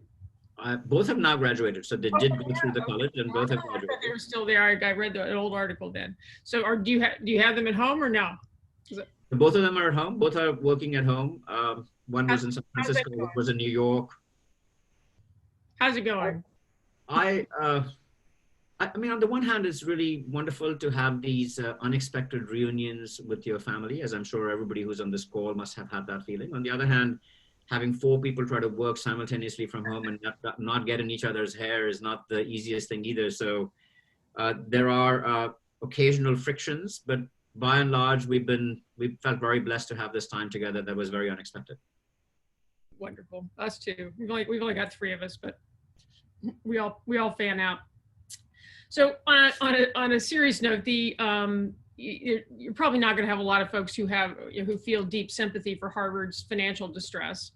But that having been said, you have been, and as an alum, I get all the communication, have been a member of the BDA as well. You've been very proactive in your communication. You've been very transparent in your communication, really with all constituents, as far as I can tell. And you've been, pretty specific around, revenue, $115 million revenue loss, which I'm sure is just a formative number that you'll continue to develop. And I guess a lot probably also depends on what happens in the fall. Won't let me start the video. Projected deficit of 20 million or so. Would you just talk about the COVID impact on HBS? Your approach to leading in the crisis. You obviously had to make that quick decision to stay, for one thing, so that was a quick leadership decision. And what you think recovery looks like at the business school? So look, again, as you rightly point out, the fact that we are facing economic challenges at this time makes my heart go out to everyone else. So I want to have nobody feel sorry for Harvard Business School. But it is just worth recognizing that even institutions like ours are facing, we've never had a deficit in 30 years, and we're going to run a deficit this year, most likely. And as we look at next year, chances are we'll run an even greater deficit next year, because we don't think that we'll have, for us, executive education is a very large part of our school, in addition to what we do in our MBA programs. And we've had 0 people in executive education. So just people might not realize this on this call. We have, in any given year, we educate 10,000 executives. So the fact for 4 months, majority international too, right? And 2/3 of them international. And so our forecast for the next year is that if we get to 50% of our total enrollment in the next year, that'll be a good year, right? So we're expecting maybe a 50% decline because we think travel restrictions, density, all manner of things are still going to constrain executive education going forward. So we're doing everything we can to respond to these new economic realities as much as I imagine every organization whose leaders are represented on this call. And at this time, you know, I have been a student of leadership as much as now I get a chance to practice it. That was the field of my research. That's what I taught for many years. So I have been following a set of principles that I once wrote about, which is, you know, you have to start by facing reality. So we knew the week before spring break that if our students all went out on spring break and came back, we'd have a crisis on our hands. So the decision to act early and shut down Harvard University was amongst the first, alongside Stanford, that made the decision to say we're not going to have students return to campus. It was a very painful decision. At that time, half our campus wanted to really come back and the other half didn't. So you had to face reality. So I think the first job is to face reality. The second is to be truthful and transparent throughout. I think people know when you're trying to hide embarrassing details, and you just have to be clear with people. I think you have to rely at this time even more on your team. There's a certain sense in which you think that you can do it, but I think you have to really rely much more on decentralized decision-making and leadership. Yet you have to lead visibly. I think this is a time when leaders need to be seen by everyone in their organization. So I have made sure that through communications, through calls like this, I'm as available to every person in the organization. In fact, if anything, I think reaching to the front lines of the organization at a time like this is even more important than it would be otherwise. I think you've got to make hard decisions. For example, you know, we've made the hard decision that we will end up opening in the fall. You will in the fall. I had not seen that formal. Okay. So, you know, because in some way, shape, or form, and whether that's online or in some other way, we'll have to probably open in the fall. And I think that as you work in the crisis to do whatever you can in the short term, it is very important to still keep your eye on what can you learn that will be useful for the long term. So we in fact created a separate group right now that is taking what's happening right now and saying, what are we learning today that will be valuable in the long term? And I've just realized that you actually almost have to, just like to create Harvard Business School online, we had to create a separate group. I've needed to create a separate group of people who have enough bandwidth to focus on the long term, because everybody else is so scrambling to just deliver what they can today. So those are just some principles that we've been following from a leadership standpoint. Our view is that coming out of this, the world will be different. And we will need to be different. And we will have to make sure that we don't view this as just a momentary thing, which, oh, you know, we just can't wait till things get back to normal. On the one hand, that is true, and we hope that some things will come back to normal. But it'd be a shame if we didn't find a way to have some enduring change as a result of this as well. Well, bravo, your communication has been fantastic. One last question as we're running up against the next troop here. This has been fantastic. You know, love talking to people about you and, you know, how you weave your own personal stories, you know, how important that is to you as you think about and deliver your own leadership style. And that phrase of your father's, that business is an extraordinary force for good. How do you feel, as you're coming out of COVID, how do you feel about that, you know, tenet in your life, or that plank in your life that your dad gave you? And as you come out of the leadership of Harvard Business School, how do you feel about that? More reinforced, less, et cetera? I actually think that if I'm hopeful about something, I feel that in the last decade, especially coming out of the financial crisis, business began to be more conscious of the role it needs to play to address not just the old dictum, which is a good business makes a decent profit decently, which was the first founding motto of our business school, which was, you know, the job of the school is to train business leaders who can make a decent profit decently. And I want to underline that second part, which is we wanted to make sure that from the very start that it was done ethically. But I think now people are not just looking for business leaders who do no harm. They're looking for business leaders who are going to be more proactive in solving society's great problems, whether it's inequality, whether it's the environment, whether it's creating more resilience to the kinds of situations that we have right now. And frankly, we've seen business in some ways has been found embarrassed in some matters. Like if you look at supply chain failures and businesses' inability to deliver either tests or other things on a timely basis, I think some of it is administrative failure, some of it is business failure. But business has also recognized how much it can do in a positive way when it rallies to do these things. If you just look at what Walmart has done in terms of, even at this time, going out and hiring hundreds, 100,000 plus people to make sure that they can create employment where they can. So I am actually very optimistic that one of the things that will change as a result of this crisis is that what was already a nascent movement, which is how can business play a proactive role in addressing some of society's things, real challenges, the Business Roundtable's declaration to move away from just shareholder primacy to talk about all constituencies. This should give momentum to all of that. So I always entered business, as you know, Deborah, with this thing that my father, who grew up in a village without electricity, had at one point the great privilege of running one of India's great electricity companies. So he used to always find enormous personal meaning that through his business, he was not just running a business, but he was bringing electricity that he knew people needed in their lives to allow themselves to have good lives. I have always been inspired by that, which is to say that I have the great privilege of educating every year as Dean of Harvard Business School, hundreds of MBAs, 1,000 MBAs and 10,000 executives who could go out in the world and find in some way some ability to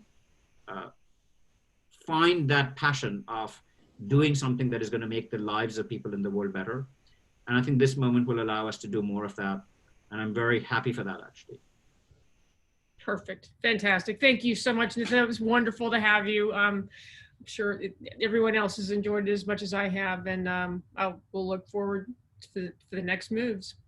Thank you so much, and thank you for having me. And I wish you again a quick and wonderful recovery, and it's great to see you. And thank you all for listening to me. Take care. Be safe, be well. Okay, with this, I will introduce Ben Wallerstein, the CEO of Whiteboard Advisors, to moderate the next panel, Shaping the Future of Digital Learning AD Through Politics and Policy. Great, thanks, Deborah, and it's glad to see you doing well, sitting there in that lush garden. You've done your backyard looks terrific. I'm here in San Diego at this summit. But again, thrilled to be here with everyone. It looks like we've got the other panelists on. I see Lauren, Liz, Tony. There's President Pulsipher with a terrific background as well. Thanks everyone. Really appreciate you all being here. Honored to have the chance to moderate this discussion. Big thanks to Deborah and Michael and the team for providing us with the opportunity to connect with one another and to continue the conversations. The conversations that so many of us enjoy having every year at the summit, and look forward to being with you all again in the fall. I'd love to just jump in and start with you, Lauren. I think you're probably more than any of us really close to the action when it comes to what's happening with federal policy right now. I'm wondering if you could just talk a little bit at a high level about what's happened and where things are headed in terms of how Congress and the department are currently thinking about and responding to the pandemic. Sure, you bet. Great to be with you, Ben. I do love your backdrop. That's perfect. And enjoyed the conversation with the Dean of the Harvard Business School. And I think he's right. Sort of shame on us if we don't take this moment and make some real change, some positive change. So you're right. So I'm at Holland and Knight, which is a global law firm. And we have immediately when this happened, we established a COVID-19 team. We've got experts in tax and finance and all of the policy issue areas. So we've been tracking this regularly. And I do watch pretty pretty closely what's happening in the Congress and at the Department of Education in particular. So obviously we've been watching some of the relief packages that have come through. Of course, tomorrow the House will be passing the latest emergency sort of interim package, but it's really the CARES Act, which we've been following, which included the higher education relief funds, it included K-12 dollars, it included monies for governors. So in just yesterday, the Department of Education announced another, this second tranche, the higher education dollars. 2 weeks ago, it was the student-specific dollars. And so that's slowly but surely coming out. I think there have been some hiccups and some glitches along the way, but hopefully these dollars will find their way quickly to students and to institutions. So we're watching that closely. I think the other thing that I think should happen and should happen pretty quickly is for the department to finalize the distance education regulations. They issued some proposed rules. You know, they had negotiated rulemaking last year. They did reach rare consensus on sort of the direction of those. We're in a 30-day comment period, but I really think the department needs to push out those regs and provide for early implementation, even though they won't be able to enforce it for a year. So I think that's important because that's going to be a good guidepost about how to do distance education. As we know, it was sort of a mad scramble process of transitioning. So there are a lot of challenges there, and I'm sure other panelists will address some of those as well. And finally, I think the other thing we're looking at, we're going to pivot very quickly to, is another relief and probably / infrastructure bill. And I think in that you're going to see something that Secretary Mnuchin talked about yesterday at a press conference. Twice he mentioned broadband access is so important, especially for rural America. So I think that's top of mind for him, and that'll be part of another package. And then I think while HEA, the Higher Education Act reauthorization, is essentially dead for the year, I think could some of the policy priorities of some of the members find their way into a relief package, for instance, short-term Pell. That's, you know, bipartisan support for that. Could we see that in a relief package? What about extending the student loan borrower relief, including FFELP borrowers as well in that program? Because there's no way this administration is going to turn on repayment October 1, you know, 1 month before the election. So they're going to have to extend some of these borrower relief provisions. But anyway, so with that, I'll stop there.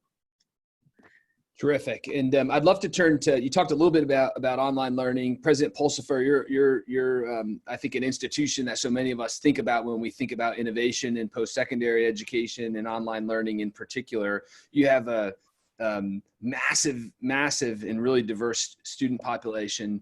I'd love to just ask you to talk a little bit about the extent to which the crisis has highlighted equity or help to lay bare equity challenges that you're seeing among your student population, and talk a little bit about maybe what you see as the implications of that for policymakers. We've seen a move toward emergency aid for institutions in the last week or so, which is really significant, but would love to just get a perspective of what's really happening in the field. Yeah, Ben, thank you. And thank you for letting me participate with these panelists here. It's great to see all of you. It is interesting to see this kind of shot in the arm, if you will, around the advancement of digital learning. But one thing it's clearly highlighted, and you're already hearing actually from Lauren, is what's being contemplated in policy and stimulus consideration, is that when everything abruptly has to move to digital, you realize that there's massive inequity when it comes to access to digital. And that's not only broadband infrastructure, it also includes just simply technology, meaning computers, and the ability to access all the learning and the learning management systems, et cetera, that institutions are now relying upon. And I think if I recall from the K-12 numbers, you know, we have roughly 60 million individuals in the K-12 system. And I think it was estimated that some 10 or 12 million of those, 20% of them, don't have reliable technology access. And so even in the K-12 model, what you're seeing is that this now is amplifying the inequity that exists around the access to high quality education and the pathways that are required to help individuals change their lives. And this is true also now in higher education. I think we all know the stats that the attainment rates over the last 50 years have decidedly favored the privileged. And when now you move to digital access, if you haven't fundamentally solved things like broadband infrastructure is now no longer an issue or a perception of convenience, but a reality when it comes to livelihood and accessing high quality education, you now have a lot of displaced students. This goes further when you consider the already 22 million adults who've applied for jobless claims in the last 30 days that we expect to grow, as that's also heavily concentrated among our populations of color and the individuals there, the low-income households. And these individuals are also the ones who desperately need access to reskilling pathways and learning pathways. I think there's a great Strata survey that's happened that's already surveying these displaced workers, and fully a third of them are saying that I need to get to an educational pathway. And the vast majority of those who say that are also expecting to go online. But now the question is, can you have reliable access to do so? So this is an underlying infrastructural issue that we in education over the last 50 years have not proven that we've solved really well, which is how do you make education work for everyone, especially the disadvantaged. And so this will be something that we have to focus on going forward.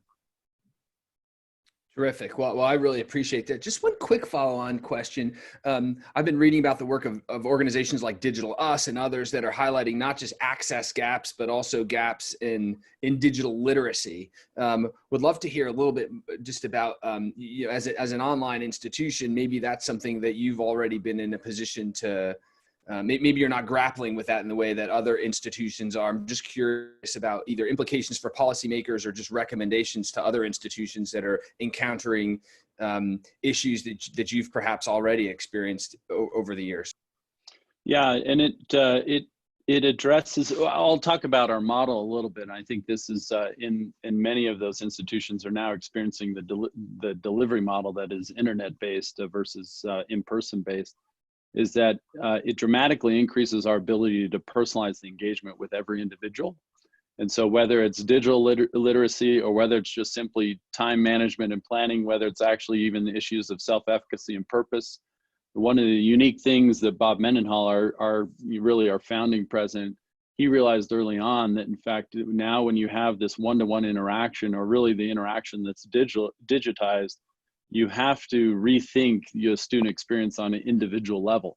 And so one of the key factors is now it becomes every individual needs the kind of engagement, the support, the instruction that is now very direct and personal, rather than a broadcast mode, lecture mode, et cetera, because most of that stuff, as I've said previously, that's just content online.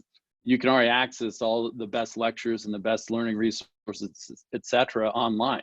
The issue is how do I get the support that's directly relevant to me? So our approach to addressing all forms of inadequacies or deficiencies that exist are on an individual level with our faculty that are mentor models, that from the day you start till the day you complete, you have a program faculty mentor who is there to basically help you not only provide the instruction necessary, but scheduling, but addressing the support issues, et cetera. And you have to have that kind of 360-degree community of care around every individual. It's really, really helpful, and I think sets the table for the rest of this discussion. We've got two former Obama administration officials on here, Tony and Liz. I want to start with Tony. You oversaw a big portfolio at the department during the last recession in the wake of the 2007-8 financial crisis. How does this look different from what you've seen in the past in 07, 08, 09, and what's similar? What can we take away? What lessons can we take away from what happened then as we navigate the new normal? Sure. I'd say what's different. Let's start with what's different, because I mean, what's clearly the same is a huge need and a disruption of education from K-12 through higher ed. I think the timing is something that actually, in hindsight, was something that was fortuitous, and that with a new administration coming in, you actually had a fair amount of thinking with regard to policy agendas. And so in the classic word of let no crisis not be used, we actually then were able to say, in the context of a Recovery Act, right, and the stimulus money's there, we thought not just how do you stimulate the economy, how do you mitigate job loss, but how do you also have it do double duty to try to advance some policy agendas in terms of trying to close the achievement gap, trying to increase the level of innovation in the sector. And so we had the benefit of some pre-planning so that by February 17th, after a new inauguration, so in less than a month, we're able to combine, if you will, $100 billion, which again, a larger amount of total spending, $100 billion, but also used it to advance some significant policy goals with, in the scheme of things, relatively small pots of money. If you think about $5 billion in total, if you think about programs like Race to the Top and Investing in Innovation I3, it was in the context of $100 billion. And again, it was in support of what the states were doing. So I think what's different is, I'd say, you know, the administration was not as prepared, if you will, in terms of how do they think about a policy agenda in context of stimulus money. So I think that's what's different. I don't think that's a lost opportunity, but I think that's an opportunity that needs to be taken advantage of pretty quickly. The competing pressure that we had was you've got to make the money available relatively quickly. And so it does require to not go through the bureaucratic process. You have to stand up new offices, new capabilities, and new programs. And speed is of the essence. And so that can be challenging, right, in an environment where you don't have capacity. I think that's actually similar. In the context of a new change of administration, you're not fully staffed up. And my guess is in the context of the department, you have different levels of capability and capacity, especially at this term and at this point in a 4-year term. And so I think that's actually fairly similar, but I do think it can be done. I think the biggest opportunity that I see, and if I think about K-12 for a moment, it's how can the CARES Act or the future CARES Act 4.0, how can it better engage and support states' efforts? And so I think there's this notion of leverage of putting federal resources that link to state resources to get, if you will, more wood behind the arrow. And so an example would be to the degree that monies are going to be used to ensure continuity of learning, largely through ensuring there's a digital infrastructure. How do you make sure that states are also supporting that? And so again, you can do things with maintenance of efforts, you could do minimum requirements at the state level, but these are things that are going to have long-lasting impact on building out that capacity. Obviously, there's also coordination across where it is with the FCC and the E-rate and using that to address, if you will, the true last mile of home internet access. And so how do you get coordination there to help address the digital divide? So getting cross-agency coordination is another real opportunity. And then I think lessons learned, and you see this reflected in proposals that are being put forward now in higher education that would extend, if you will, either debt relief, provide debt relief, or at least extend the deferment on loan repayment and wage garnishment. So I think what we realize is these recessionary impacts have a long tail to them and can provide an incredible overhang to the very students, many of them adult learners in higher ed, right? The very students that we care a lot about in terms of getting the skills, they can dig themselves in such a hole with debt that in fact, it encumbers their ability to fully participate in the economy once the economy starts to rebound. And so I think debt mitigation is something we learned in the last recession, and I'd be hopeful it'd continue to be picked up and supported and even expanded, as Lauren said, with FELP and Perkins and other loan programs that right now are not included. You'd like to see that expanded and extended. And I think that would be a lesson learned from the last round. Terrific. Well, thanks, Tony. It's obviously great to have you on, given that experience. Liz, you also worked in the administration. General Assembly was a tech hire recipient, I think in, what year was that? 2009, something like that. Slightly later, but yeah, a few, yeah.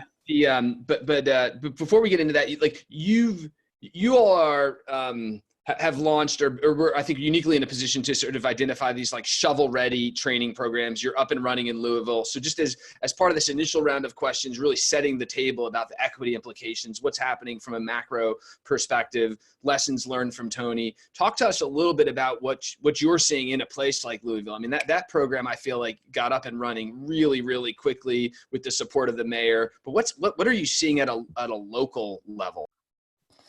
Yeah, thanks. And I think, just a more macro point before getting into that, at GA, I would say differently probably than a lot of folks in the sort of post-secondary landscape, right? We are sort of uniquely suited to be able to, move everything that we have online, deliver programs remotely, leverage technology, and equip people quickly, who, especially those who've been displaced by COVID, get skills in the hands of people who need them most very quickly. And so one of the things that we are doing, and Ben referenced it, is in Louisville, we had already been doing some work with Humana, which is a major employer there. And so we'd been part of sort of a reskilling coalition that had existed pre-COVID, but obviously in response to what's happening in the current moment, both the public as well as the private sector and sort of the philanthropic side of the private sector immediately started to mobilize around what are the ways that as a community we can support workers who are deeply impacted and already being displaced by COVID.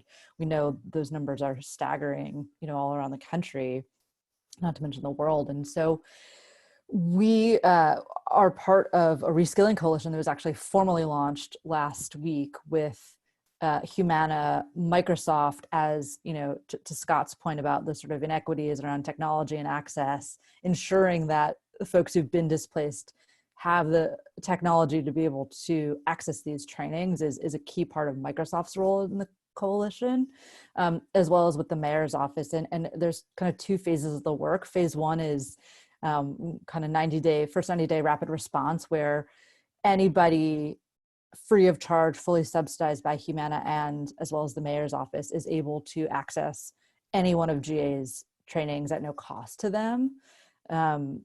And we, in the first week, saw 25,000 people express interest in taking one of these programs, 3,500 people in the first 24 hours.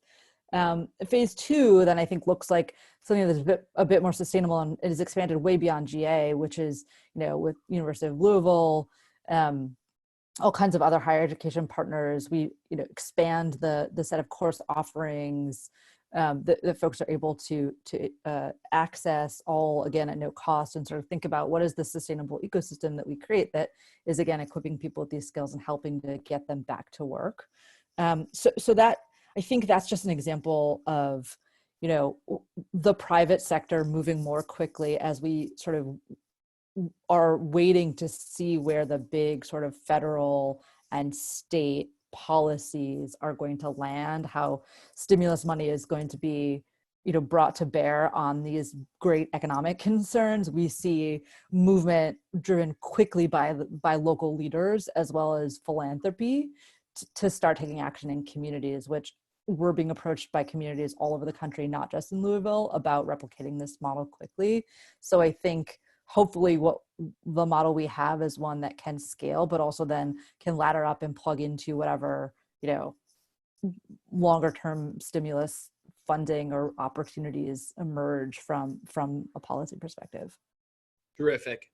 And I want to turn back to Lauren. I want to shift a little bit towards like what's in the legislation. So I was reading about some of the work that Bright Horizons is doing around, which is a administrator of student loan benefits, repayment as a benefit.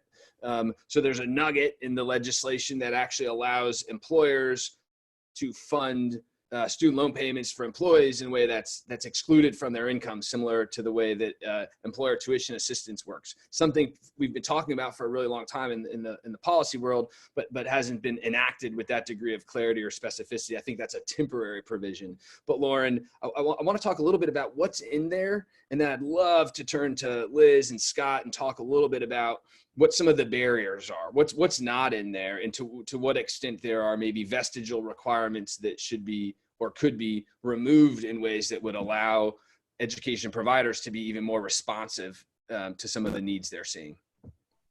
So first, kudos to Liz, because I think your program sounds terrific, and I love the philanthropic piece, because I know even in talking to some of our clients too, they're sort of not waiting for the federal dollars to flow. They're actually seeking philanthropic support and getting it on the outside as well. So I think that's really good. I think this sort of initial tranche of money was really focused on the student. How do we get monies into the hands of students as quickly as we can to meet their housing needs, their food needs, et cetera. And so I think we're still sort of waiting for that. I think that needs to move more quickly. I think Tony made a really good point on speed.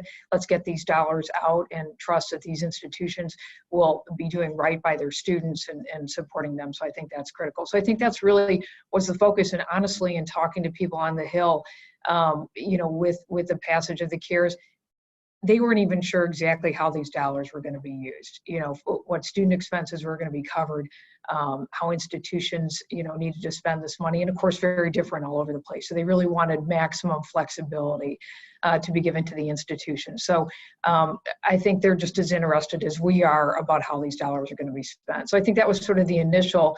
And so then the question is, how are these dollars being utilized? Where are the shortfalls? Where are the opportunities? Where do we need to put more investment dollars? In particular, we've talked, I've spent a lot of time in the higher education, but K-12 as well. There are going to be some academic losses there. So how do we address that? How do we make sure that teachers have the curriculum materials that they need, the intensive interventions that they're going to need to make sure that, again, this question of equity, and some, I've got a kid in high school, one in college, they're both finishing, online. My high school senior, I said, I don't know if you're going to be starting in the fall or if you're going to be online, et cetera. It's very different. Again, my kids, have a computer, they have access, but there's a lot of kids who do not, and it's very uneven, and it's really exposed some of the inequities there. So we really need to get on top of that. So what are those, how do we make sure that school districts, et cetera, feel confident about making certain investments to make sure they have what they need going to the new school year. And then the summer, again, you're looking at what happens during the summer months. They do some work in the after school and summer learning space as well. And, learning happens at all times of the day, in the regular school hour, out of school time, et cetera. So how are they sort of innovating? How do they make sure that those moments of, especially in summer, exploring, adventure, et cetera, how do we make that possible for these young kids as well? So looking at all of that, and again, back to some of this, a student loan borrower relief too, we really need to make sure this is, as Tony said, very long tail on this. We want to make sure that, again, that these students are taken care of. So at all levels. Sure.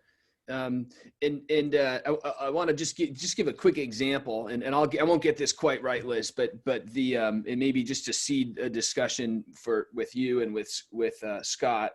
The early on, General Assembly, I know moved your programs online like overnight.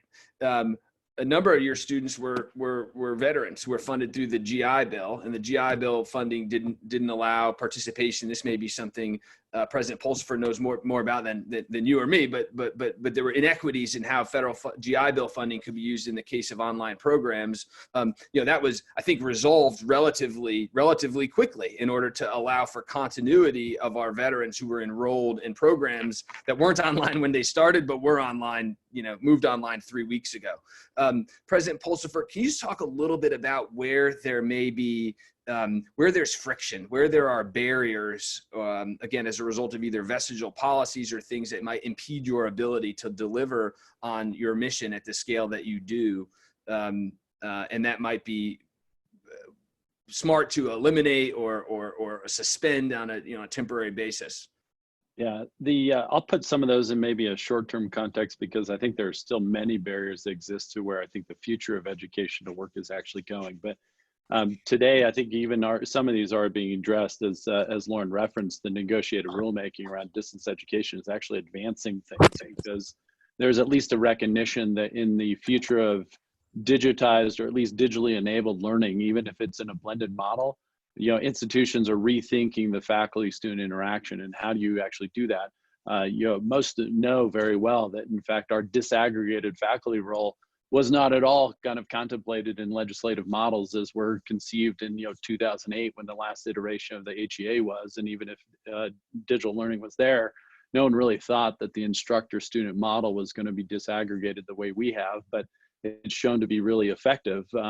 And I think what people are realizing is now, if the 15% of fully enrolled, of the 20 million students enrolled in post-secondary education, all of a sudden becomes 30% overnight that are exclusively online, you're really going to have to advance a lot of the legislation and the policy and the regulation that's in place to support the many different ways institutions going to innovate. At the same time, you have to have what often people talk about as guardrails, but I really think it's more related to what are the measures to ensure that there's quality and outcomes for the students that they're all intending to serve?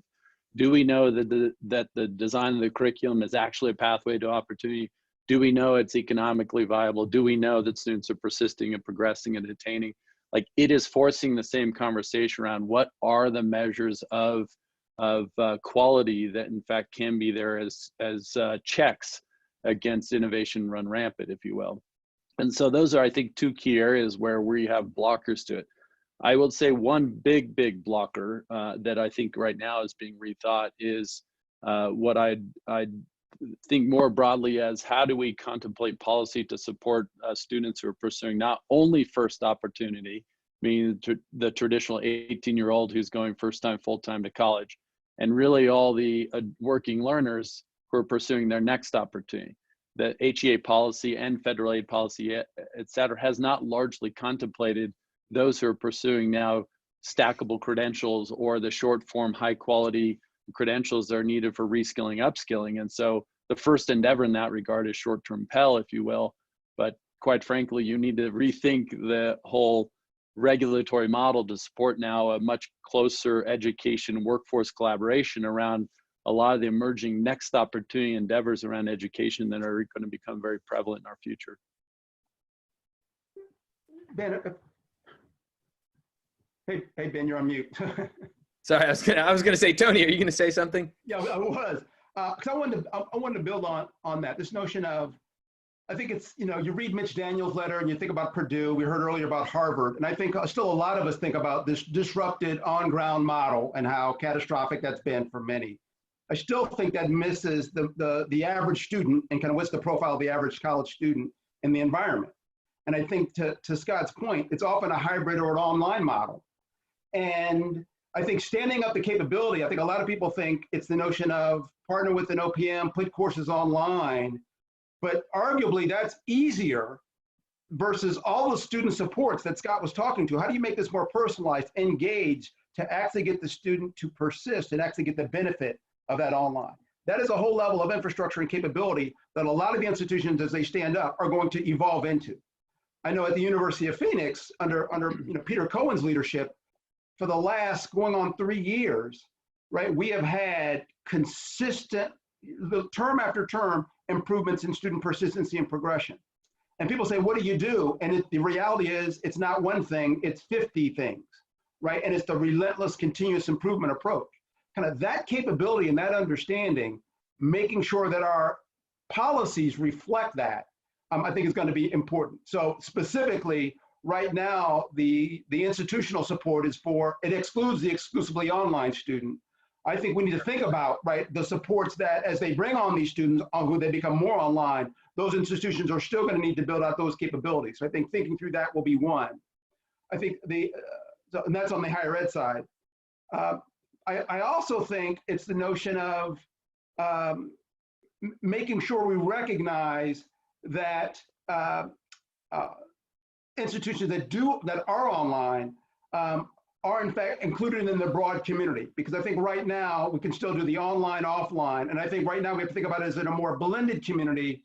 And then the point being, what's going to differ is the underlying student profile.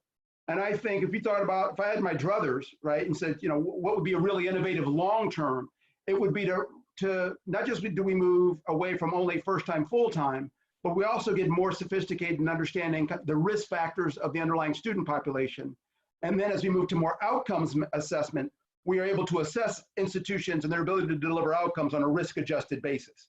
Because otherwise, I think you're going to find that students or institutions who are very effective at getting students to progress, especially by risk factor, may have a disadvantage if you just use a very simple, doesn't really matter, it's one measure for all students regardless of modality. I think that is not ultimately good education policy. It's not going to be the best interest for getting more of our students with the appropriate skills and degrees that they need. Yeah, no, I think it's a great point, and you know, there's terrific work. You know, you see it in the Strata data, you see it in somebody cited earlier, you see it in the work of higher learning advocates and others, where there's been a massive demographic shift in the student population since we last reauthorized the law, and perhaps that was you know, those fault lines were arguably less problematic in a world where you had very, very low unemployment in a high growth economy. I think they've been exposed as a result of the crisis and just what is like an unprecedented and unprecedentedly fast displacement of American workers, the fastest ever in 100 years. Liz, I think you were going to maybe jump in for a little bit and talk a little bit about your student population. And I would ask, let's frame things in terms of like what the takeaways should be from a public policy standpoint and how people should be thinking about it in that through that lens. Yeah, I mean, I think this builds a bit on the points that Scott was starting to make, which is a good tip for kind of, you know, at least how I, from my seat at GA, see things kind of shaping up, which is none of the policy, the sort of like major, you know, funding and legislative vehicles we have via, whether it's, you know, HEA and Pell or work, you know, WIOA and workforce funding, like none of those were designed with an institution like GA in mind, to the point about, you know, the people that we are serving and the student population of GA is not 18-year-olds. I mean, by and large is not, you know, 18-year-olds coming to us looking to replace a college experience. These are people who are on average 30 years old and either, you know, have been in the working world and are looking to up or reskill themselves into a new career at some point. And, you know, it is much more, of course, where we started is much more about, you know, people who could afford to pay out of pocket, but increasingly the model of students of GA is not only those, but increasingly we see students looking to models like ISAs or other things to be able to fund their education at GA. And versus where I think we started maybe 10 years ago, which is, you know, people who had the ability to pay out of pocket for an expensive, you know, 3-month reskilling course. So what I think, you know, this moment demands, you know, not only a hard look at sort of what are all the models and what are the right incentive structures, who is the payer, should employers have a bigger role, how might we incentivize employer behavior to invest in training or upskilling or reskilling differently, whether it's for their own workers or for their communities. You know, I don't know. There's certainly lots of different models out there. There's lots of things that we've pushed for a long time, which seems like their moment may have come, you know, whether it's lifting the cap on employer tuition reimbursements or, you know, additional tax credits and things around, you know, investments in training and things like that, or, you know, lifelong learning accounts or stapling training dollars to unemployment insurance, or like all the range of the list of things that, right, you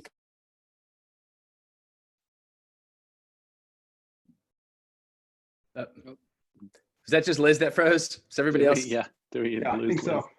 Great. She broke Zoom with like too many smart policy ideas at once, I think.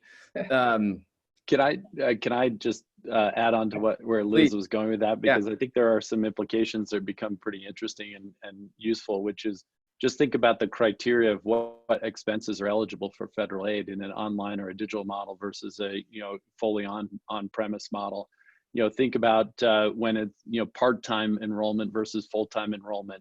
How would you consider eligibility under that? You would also consider about how can employers have tax benefits associated with beyond the 5250 tuition assistance that they have in employer models. And you could also think, you know, the lifelong learning account is a very interesting, I think, and compelling model that can be a federally funded model that says, whether it's your first one or your next credential you're pursuing, you have a lifelong learning account that you can utilize to pursue that. But just consider also the data, I think, Tony, where you were highlighting that if we have a working learner population, you know, should we really be funding all housing and living expenses, everything else? But you could also see the other side of it, which is you just had 22 million people displaced that have no form of income to cover all those expenses. But if I elect to go to a campus-based learning environment, I can have them all covered with federal aid. You're like, well, isn't there a way by which we can rethink that model? The last thing I would say is there could be an interesting and compelling policy model around the debt forgiveness beyond even debt deferment, which is you have 30 million adults who have student loans out there but have no degree. You could do very targeted student loan forgiveness while also providing outcomes-based aid to individuals who need that reskilling that are more based upon, hey, you pay nothing. If you complete, you pay nothing, basically. Make it based upon persistence and progress that basically says you have all the aid that you need to pursue this, and upon completion, it's fully forgiven. That you can actually start aligning financial aid incentives along with the students' incentives to actually complete and progress, because that's what ultimately what they need is they need to attain that credential so they can be on the pathway to opportunity. These are all being contemplated right now. If for one thing I would say that we know is from, at least from my standpoint and the participation on the Workforce Policy Advisory Board, I've never seen the moment where workforce and employers are very closely aligned with education institutions and trying to figure out how to help the educational work pathway work more effectively in the future. And they're both weighing in on how we can influence policies so that that future state can be realized. Yeah, no, I think it's a terrific point. I think we've seen a lot of interesting writing, out of JFF and at Design Lab, the CHCP and others, just sort of like really focusing in on this intersection of education and employment. Again, like, whether it's providers like Bright Horizons and Guild, I know General Assembly participates in those programs. There just seems to be a really, this certainly seems to be a moment where the historic silos between education funding and workforce funding and tax incentives for employers, given the pace with which the economy turned downward, and hopefully the pace at which it will recover, in the pace at which it needs to recover, can really be collapsed. Lauren, what's really viable, right? So when you think about things like whether it's education savings accounts or short-term Pell, or really rethinking Michael Horn's been writing a lot about for years, really following the Equip experiment, right? Like what do we mean by quality in post-secondary education, and to what extent does that allow in new types of providers? Is this a moment where we're likely to see real durable policy shifts? Obviously, things like emergency aid and that are responsive to the immediate crisis, what Bill Hansen calls his recovery phase, like those are really, really important. But is it a moment where we're likely to see any tinkering that'll change the structure long term? So first of all, that's a great question. And I always remind people, Congress is just a responsive body. They're not sort of necessarily lean in, the innovators, there are some good ideas, and we've all just talked about a number of them that people have been talking about, but I think it just, takes Congress a very long time. It's why, Scott said that we last reauthorized Higher Education Act, in 2008. And I think back at that time, and I was at the department under Margaret Spellings, and she did her commission on the future of higher education. And, every now and again, I just pull that out and read it.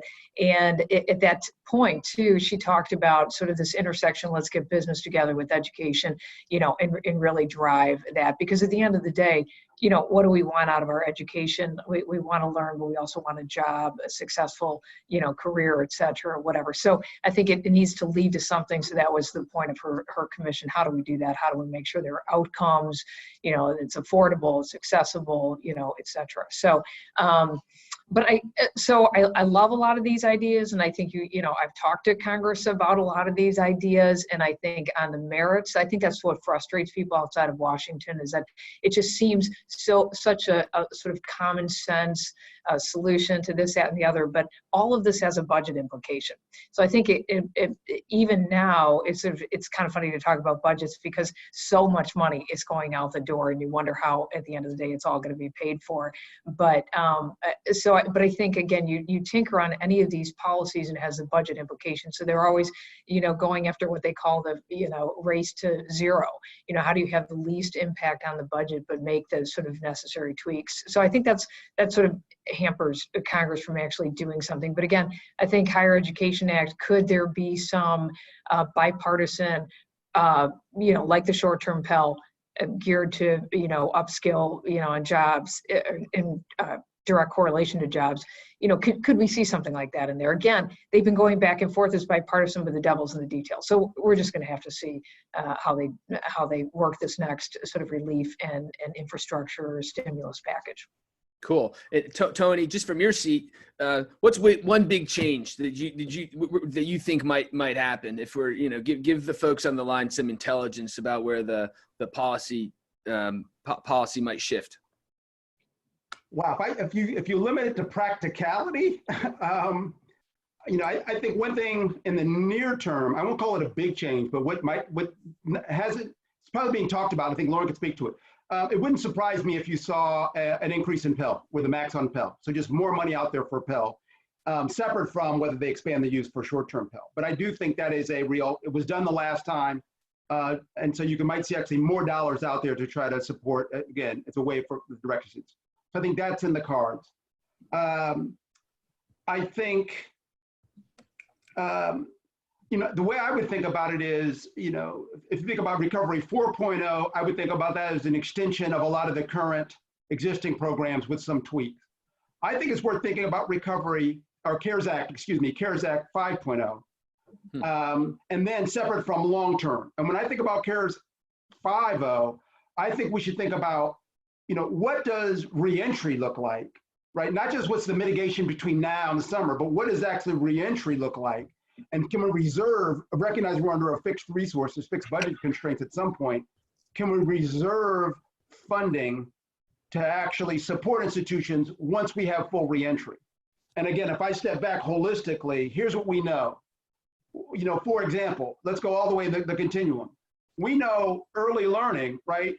The impact that early learning has in terms of helping to mitigate the achievement gap, we know that that's pretty effective. We also know that that's been compromised. So how do you actually, support those families when they're anybody who's got kids, regardless of their age, who's been working from home, knows how challenging it's been to support the education of those kids. And the lower you get, the more challenging it's been. And so it's just recognizing they're going to be at a disadvantage, right? Once the economy does come back and people are back in employment. So how do you mitigate that? So is there money to support early learning?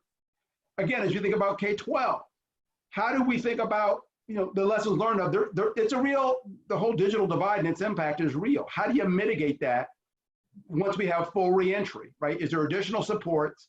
How do you ensure continuity of learning? And how do you actually plus up to make sure that those who need clearly more remediation in the past, how do you make sure that the resources are available and the professional development is going to be there to support the teachers?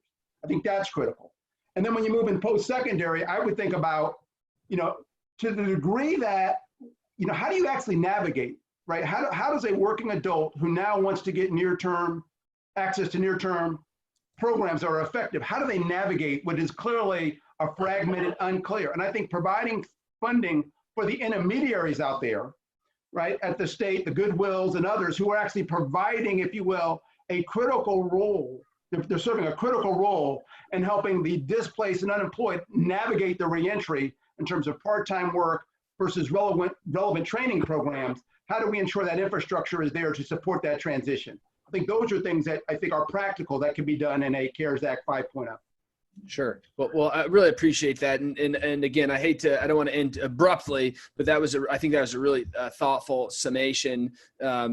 Again, humbled to have the chance to moderate a discussion with a crew that has such terrific experience, tremendous dynamism right now in the policy environment, and really appreciate the chance to get your insights from both the macro perspective and also from the providers on the line to really and institutions on the line really hear about what's happening in the field and the implications that we should all be taking into account. So thanks for making the time, and Deborah, thanks for allowing us to do this.